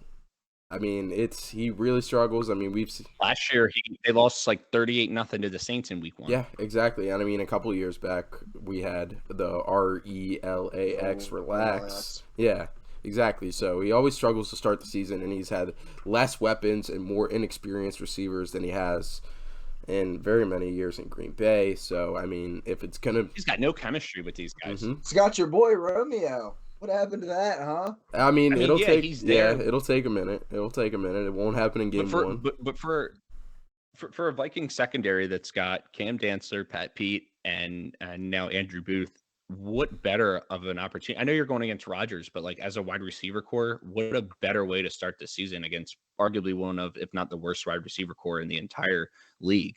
And that can only boost their confidence moving forward, I feel. Rodgers is going to be there. I'm not going to say anything bad about him. He's an incredible quarterback, but not having Devontae Adams just makes Vikings fans salivate. For once, we don't have to worry about Adams. The running game is great for the Packers. I'm not going to deny that. And in our run game, our defensive run game isn't the best, but I still think we're going to do enough on the offensive side of the ball that we're going to be able to, funny enough, score more points than the Packers. Yeah, but what's your take on this game, Jaden? Well, obviously, I've got Green Bay. I like Minnesota moving forward. This is a gut feel game. I think that Aaron Rodgers does know that he doesn't really start seasons well. Obviously, Aaron Rodgers wants to win every game, as is every NFL player, but I think that there's been a lot of talk about him this offseason. Obviously, he doesn't have Tay anymore. I think these Packers receivers aren't going to be great, but I think they're going to be fine. I think it's going to be kind of the same kind of attack plan that the Chiefs had when they lost their superstar wide receiver, where you go out and attack with a bunch of different guys, and it's going to be kind of like, and this speaks to KC as well, and especially for fantasy purposes. It's going to be like New Orleans was like years before they got Michael Thomas, where it felt like every week Drew Brees would pick a new receiver and then he'd have like 150 yards. Like one week it was Colston, the next week it was like Lance Moore, and it was like Henderson, always a different guy. Yeah, it was going to be a different guy every single time, and I feel like that's how it's going to be in Green Bay and Kansas City this year. That run game's going to be very good. I like that matchup against Minnesota, and I like Jair Alexander probably going to be shadowing Justin Jefferson for a little bit of that game, if not all of it. And slowing down that pass attack. I know Devontae Wyatt has struggled a bit out of the gate in camp, but I love this defense. It's been said 100 times, it's the best defense that Aaron Rodgers has had since that Super Bowl year. I like them a lot this year. If I didn't have a different Super Bowl pick out of the NFC, they would probably be my team. And I would be fully prepared to be disappointed. But, all right. Let's roll in to our next game on the docket. And that is the Kansas City Chiefs at the Arizona Cardinals, which should be a hell of a matchup here. And the spread for this game is KC -6. Oh. And we have a spread alert. This is gonna be my spread alert game. Like I said in the group chat earlier, I liked it a lot more when it was -4, obviously. But I'm still cool with it. -6. Patrick Mahomes has never lost a game in a dome. This Chiefs offense is ready to go. They've got a whole bunch of pieces. I was just talking about it with Green Bay. They're going to attack you everybody's going to have 3 catches for 40 yards, and it's just going to be a whole bunch of that going on. I think Travis Kelce's going to have it. I know, Kane, you're not very hot. Wait, is it Andrews or Kelsey that you're not high on this year? Kelce. It's Kelsey. Yeah. I know you're not. Thank you. Thank you, man. Bless you. Yeah, man.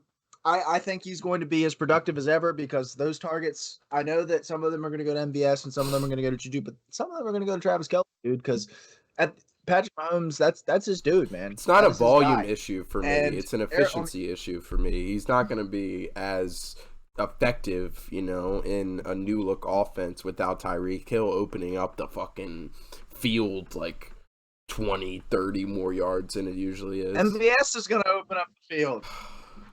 Dude, did you see the video? I forget what corner it was from the Eagles, but they were like, yeah, so what happened? Like, you want to break that first touchdown down from? They played the Dolphins, and Tyreek scored the first touchdown. They were like, hey, you want to break down that first touchdown? He was like, man, I just never seen someone that fast, bro. He's like I can't, he's God-given. That's God-given speed. I was like, dude, I couldn't imagine. Oh my God. But yeah. You aren't kidding. But yeah. And then on the Arizona side of things, I've never been a huge Kyler and or Arizona enthusiast. I think Kyler Murray's going to lead the league in passing this year because this defense is fucking atrocious. It's terrible. Their corners are terrible. Their pass rush is terrible. Their run stopping, terrible. It is awful. If they want to win any games this year, they're going to have to win. They're going to have to score 35 points a game. And I don't see them doing that on this Kansas City defense. This feels like what might be the best defense that Patrick Mahomes has had since he got in the league. George Karlaftis, Trent McDuffie, number 10 and number 11 on the PFF big board. I'm pretty sure they were both in our top 15. Got picked at 20, 23, and 30, and they've looked great so far. You bring in Justin Reed from Kane's Houston Texans, and I like the little chuckle that you got off there before you said that. You were like, "I'm gonna have so much fun saying this." Fuck you. I can't wait to tell this joke. But yeah, I like Kansas City. They may or may not be my Super Bowl pick. I was just about to say your Super Bowl pick is starting their season in the stadium that they will win the Super Bowl in. Yeah. Just a little preview. And like I was saying, man, the Cardinals defense is fucking atrocious. I think the Chiefs are going to put up a lot of points on Sunday, and that is why they are my No, dude. But it's I know. We gotta think of a specific jingle, and I'm gonna practice it. I'm gonna work on it. fair enough. All right. You're committed. We're gonna lab a jingle. You're committed then. And that is our. So you think the Cardinals are going to cover the spread, correct? No, he thinks the Chiefs are going to win by at least 6. Oh, wow. So more than 6. Okay, that's your spread alert. Okay. All right. Wow. You think they're going to fucking beat the shit out of them. Jeez. I mean, I completely. I think it's going to be 25 plus. I reiterate everything that Jaden said. I think that this Chiefs team is, believe it or not, underrated this year. I think that everybody's hyping up the Chargers and the flashy move they made and what the Raiders have done with bringing in Devontae Adams and Russell Wilson now in Denver, and people are just forgetting about the Kansas City Chiefs being there. The team that has people are forgetting about MVS. People are forgetting about the team that has hosted 4 straight AFC championships, returning their coach and what's on his way to be a Hall of Fame quarterback as well. Yeah. I love the Chiefs in this game. I think the defense will get enough stops. I think this is the highest over under of the week as well at like 52 or 53, and I expect it to be a 35-17 type of game for the Chiefs. Even without DeAndre Hopkins for the first part of the year, this is still one of the most powerful electric offenses in the NFL. And this Kansas City defense has a lot of new faces on it. It's not the same old Chiefs defense, and we know that it takes them a little bit to get into why. Got that look, man. My brother in Christ, my friend. What are you talking? Zach Ertz is probably out. I'm taking the DeAndre Hopkins removed from this team. I'm taking the Chiefs offense over the Cardinals offense. Well, let's break it down position Probably by position, without dude. even a thought. I mean, I'm not sold on James Conner. Quarterback. Okay. Quarterback, Kansas City. I will give the Cardinals the edge at running back, even though he's a cancer patient. I'm probably going with the Chiefs wide receiver room. The Cardinals wide receiver room without Hopkins is thin as hell. Antoine Wesley's going to play snaps on Sunday. So is Hollywood Brown. Literally Hollywood and Rondell. Yeah. It's Hollywood and Rondell Moore. But I would take Juju. We have yet to see what Rondell looks like when he gets legitimate targets. I'm excited. Rondell Moore had 100.4% of his yards for scrimmage were from. He had like 100.4 of his yards after.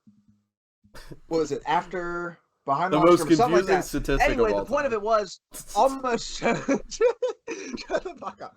The point of it was that he had so many targets behind the line of scrimmage that like 100 percentage came You're out. still trying to throw out the number. Like you're still trying to. Anyway, give me Kansas City's wide receivers. Obviously, give me Kansas City's tight end, and give me Kansas City's O-line. Easy money. And then give me Kansas City's D. Where's Nate?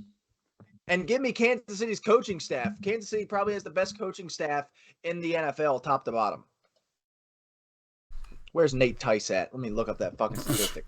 I'm glad you got the. Kane, you have the Chiefs winning the game, correct? Yeah, I do have the Chiefs winning the game. 100.4% of his yards. I think the Cardinals.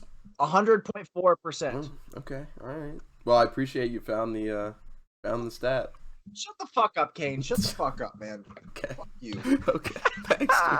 But yeah, I mean, it's -6. Oh, boys, dude. we're in week 1 and there's already turmoil on the Blitz pod. You gotta love it. Oh yeah, dude, we're back into it. We're back into the late night 2:00, 2:15 talks. That was an important stat. No, I'm glad you got it off to us. Thank you. I'm looking at it at a completely different perspective now. But you guys are really sleeping on the Cardinals offense. I know, obviously, I had them extremely high in my rankings, but I mean, I'm with it. I would probably rank them a little lower now, but I mean, top 5 isn't crazy. I mean, James Conner could do 15 touchdowns this year. Like Hollywood Brown could put up double-digit touchdowns and more than 1,200 yards this year. Rondell Moore could definitely put up more than 1,000 yards this year. Zach Ertz could revert back to the form when he was one of the best tight ends in the National Football League. Kyler Murray, who's been an MVP candidate at various times the past few years, could, be an MVP this year. So I don't think I'm smoking crack. I don't think I'm smoking crack. I'm sorry. I don't think I'm smoking crack cocaine. I don't. I mean, I think, unfortunately, I think you are. Fuck you, man. If all those things happen, they might be a top 5 offense. I'll say this too. It's becoming a trend nowadays in the NFL where you're putting the receivers with their quarterback that they had in college. Mm-hmm. Like we've seen it now in Las Vegas with Devontae and Derek Carr, obviously in Cincinnati with Burrow and Chase, and now you've got Kyler back with Hollywood. So I think that's becoming like a trend that I'm imagining is probably going to continue for years on out. Yeah. Jordan Addison, you are a Pittsburgh Steeler. All right, let's move on to our next game, and that is a rematch of one of the best games that we had all year last year and one of the most interesting games because of the tie situation. One that probably took 5 years off Jaden's life. Oh, yeah. But yeah, it is the Las Vegas Raiders with some of their brand new shiny toys, one of them being Devontae motherfucking Adams, going up against the Chargers, who are looking like a Super Bowl contender this year. May or may not be my Super Bowl pick. But yeah, they're facing off in what should be a barn burner. And I've got the Chargers, and it looks like we're all in unison on that, boys. Let's go ahead and make our case, man. Tyler, go ahead. Yeah, the Raiders will have their crowd there. It's once again a Los Angeles team that isn't going to have a home field advantage. Who would have ever thought that? We literally saw it tonight with the Bills. I'm not going to say that shit was crazy, man. Buffalo? Oh, man. Dude, no way. Well done on their part. But quick drive from Vegas down to Los Angeles for this game for those Raiders fans, or even up the coast from Oakland. J.C. Jackson, I believe, is out of this game, so that is a little bit scary. There's going to be a lot of freaking points scored in this game. I just think the Chargers have got too much on both sides of the ball.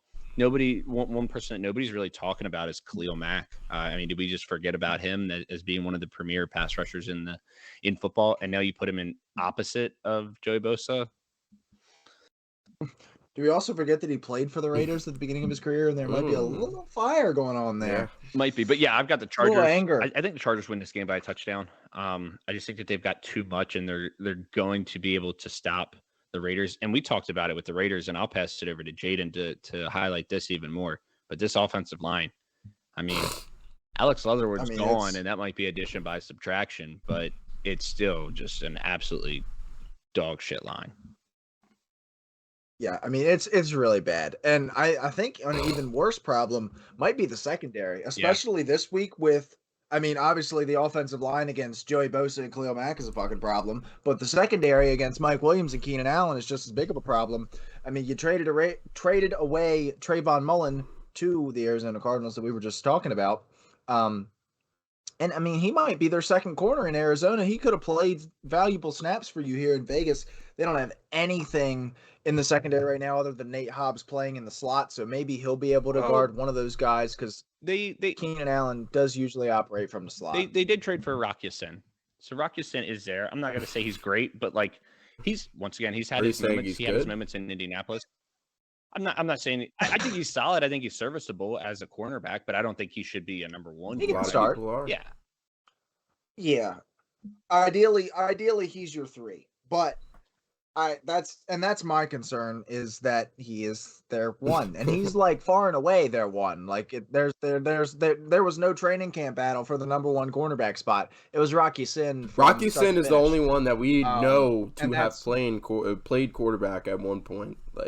He is a cornerback that has his name on a jersey. They've got a bunch of converted They got Anthony Averett's there, linebackers out there in the corner.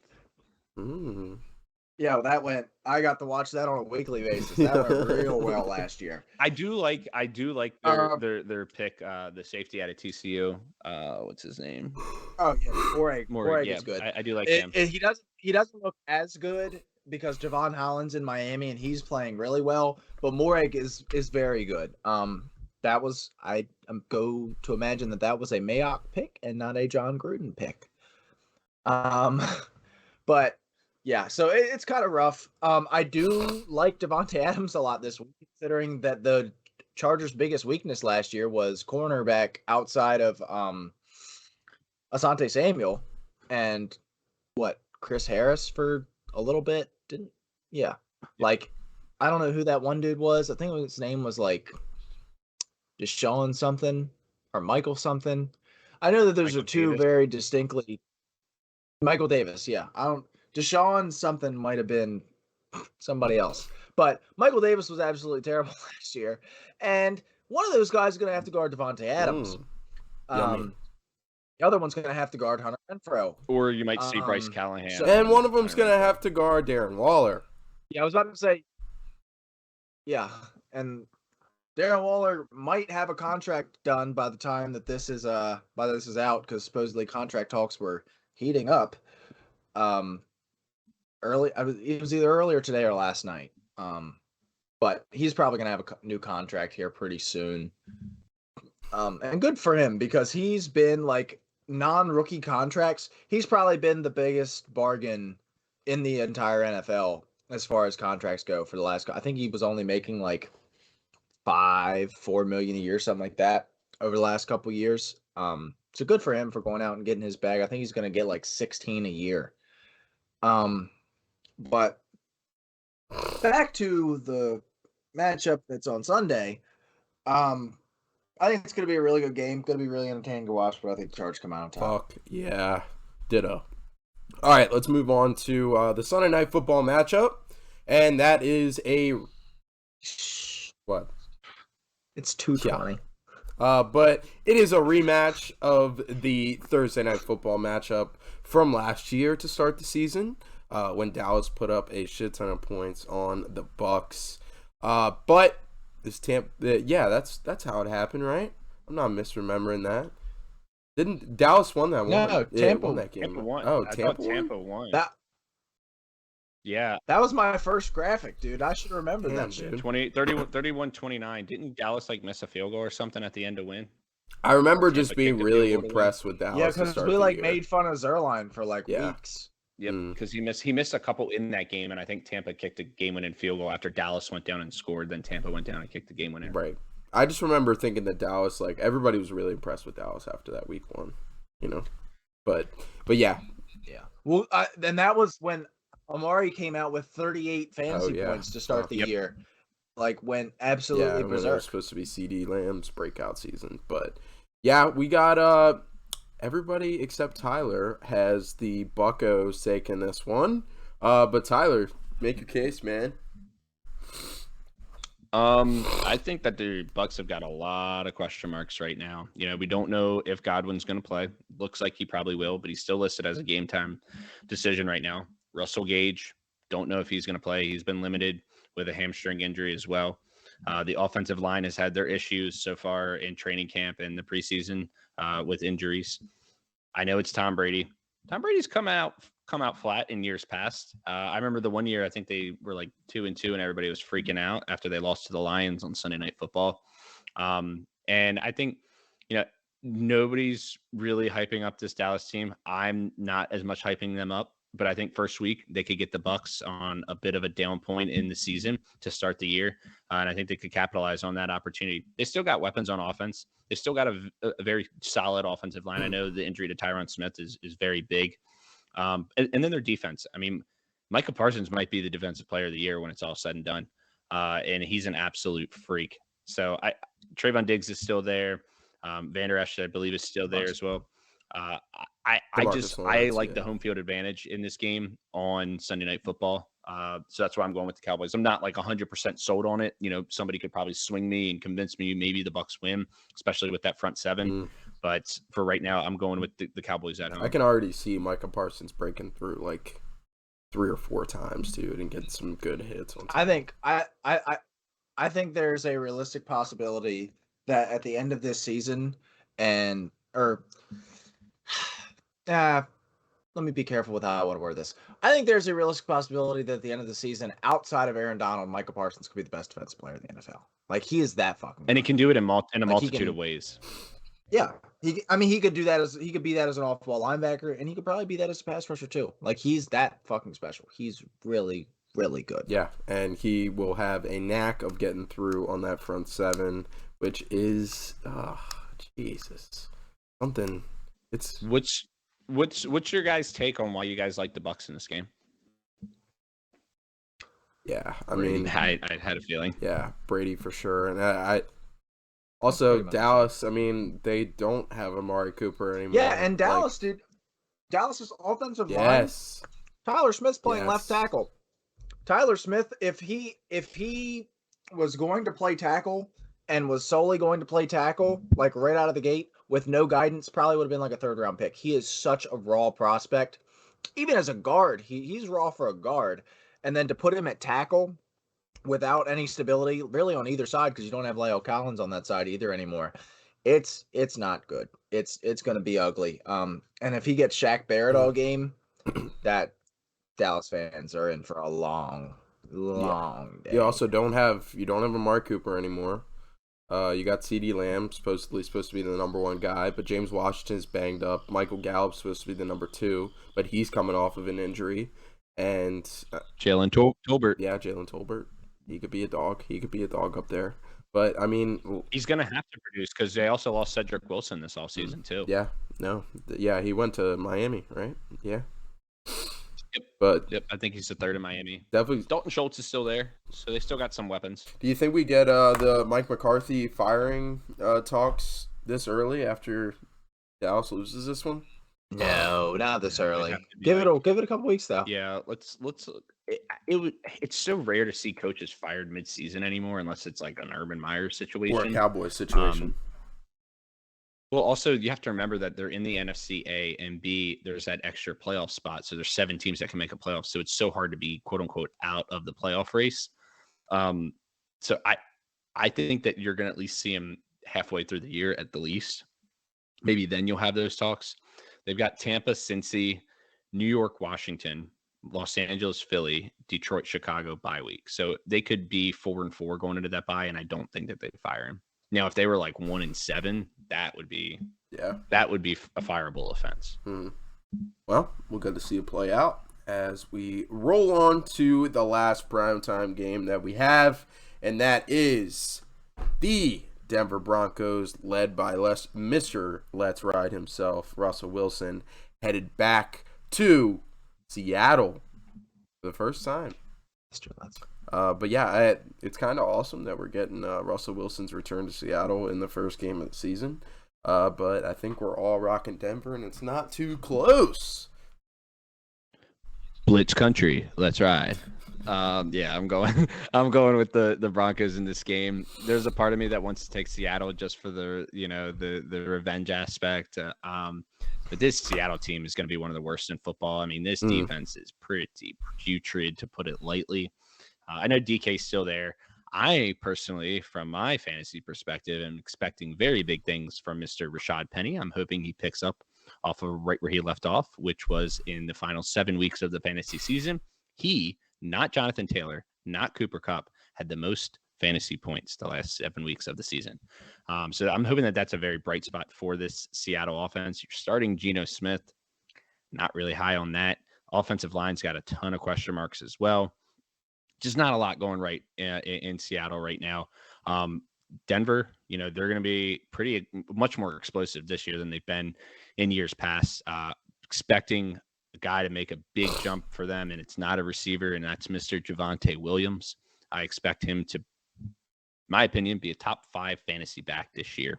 Yes, you heard that. He's going to finally take Melvin Gordon and bury him 18 feet under the ground and get rid of him. I would love nothing more. You want to read into all the BS about how there's going to be a timeshare or it's going to be a 50-50 split or we're going to ride with the hot hand. Bullshit. You're going to go with the better back, and that's Javonte Williams. I do think Jerry Jeudy and Cortland Sutton are going to be very good as well. I think they're obviously going to benefit from Russell Wilson, and I think they're going to eat these Seattle corners alive in this Week 1 game. Oh yeah, 100%. Jade?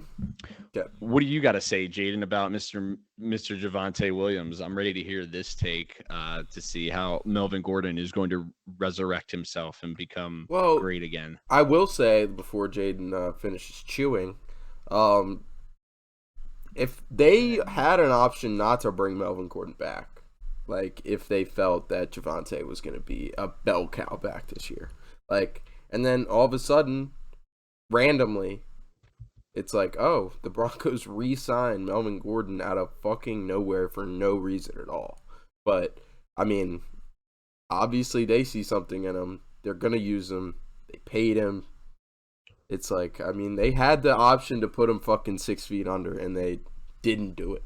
So, I mean... Well, I think they'd rather have him as your backup than Mike Boone.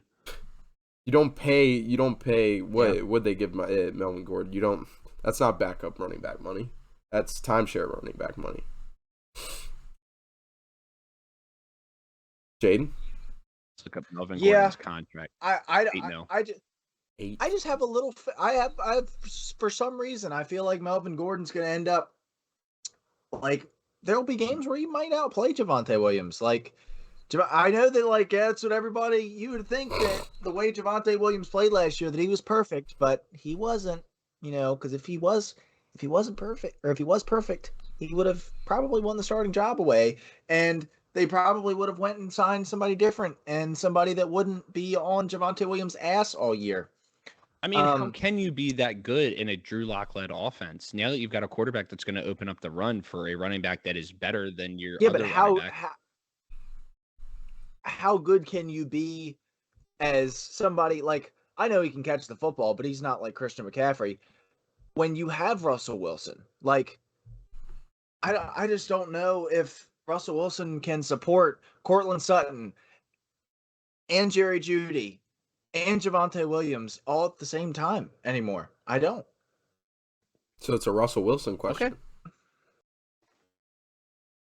It might be more of a. I think it's a similar question that we're having in Cincinnati, which is with Chase, obviously to a lesser extent with Chase Higgins. And I was about to say it's a lot lesser. All right, boys. What about real quick with this Broncos team? What do you guys feel about their defense? Because I think that they've still got some question marks on this defense that need to get resolved.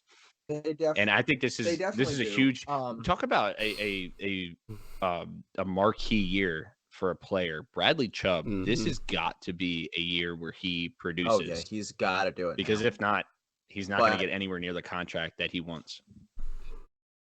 I'm a huge Pat Surtain I think he's guy. Great. I loved him coming out. He was my number one corner coming out. I think that he could emerge into the top 7 to 8 corners if he's not already there this year. But it's going to be the guys around him. The cornerback room around him is average. Justin Simmons is obviously fantastic, but like you said, Bradley Chubb needs to prove it. I think Randy Gregory needs to prove it, dude. I was shocked as all hell when he got that contract. I didn't think he was that fucking good. So he needs to go out and prove his worth. Another classic John Elway bad contract. And this linebacker duo, Josie Jewell, and I'm blanking on the other guy's name. Griffith. Probably the worst linebacker. Yeah, Jonas Griffith. Worst linebacker duo in the NFL, and it might not even be close. So if there is a position you want to be weak at, it's probably that, but you still need that to help defend the run. And it's not like you've got a Shelby Harris in there to help eat that middle up anymore. So defense definitely has some questions. There's a reason why, and obviously that reason is the division that is the AFC West, but there's a reason why a team that's been waiting for this quarterback for so long, and they have won this many games with Drew Lock, and now they've got Russell Wilson, and nobody cares because there are still question marks on this roster. Yeah, the secondary is definitely a bright spot. Pat Surtain, they did bring in Darby. I'm not all that sold on Darby is what he is. Actually, fun fact, I met that guy when he was looking at schools, and I was pissed drunk trying to tell him to come to Maryland, and then obviously he didn't come because I was that drunk idiot telling him, hey, come to Maryland. I was going to go to Maryland, but I met this fucking dumbass, dude. Oh, it was freshman year. If I ever saw him on campus, I just want to leave. But him and then Pat Surtain on the other side, and then Kareem Jackson and Justin Simmons. I mean, that's definitely a very strong four in the secondary. So I think that's a bright spot for sure. How old does that make you feel don't even that you start. were trying to convince a high schooler to come to Maryland, and now he's like an NFL vet that's been like passed around multiple times? So now. the other day, I was watching some tennis, and Francis Tiafoe, who's from College Park, is now in the semifinals, and it's the first time that a U.S. male, has made the semifinals in the U.S. Open since 2006.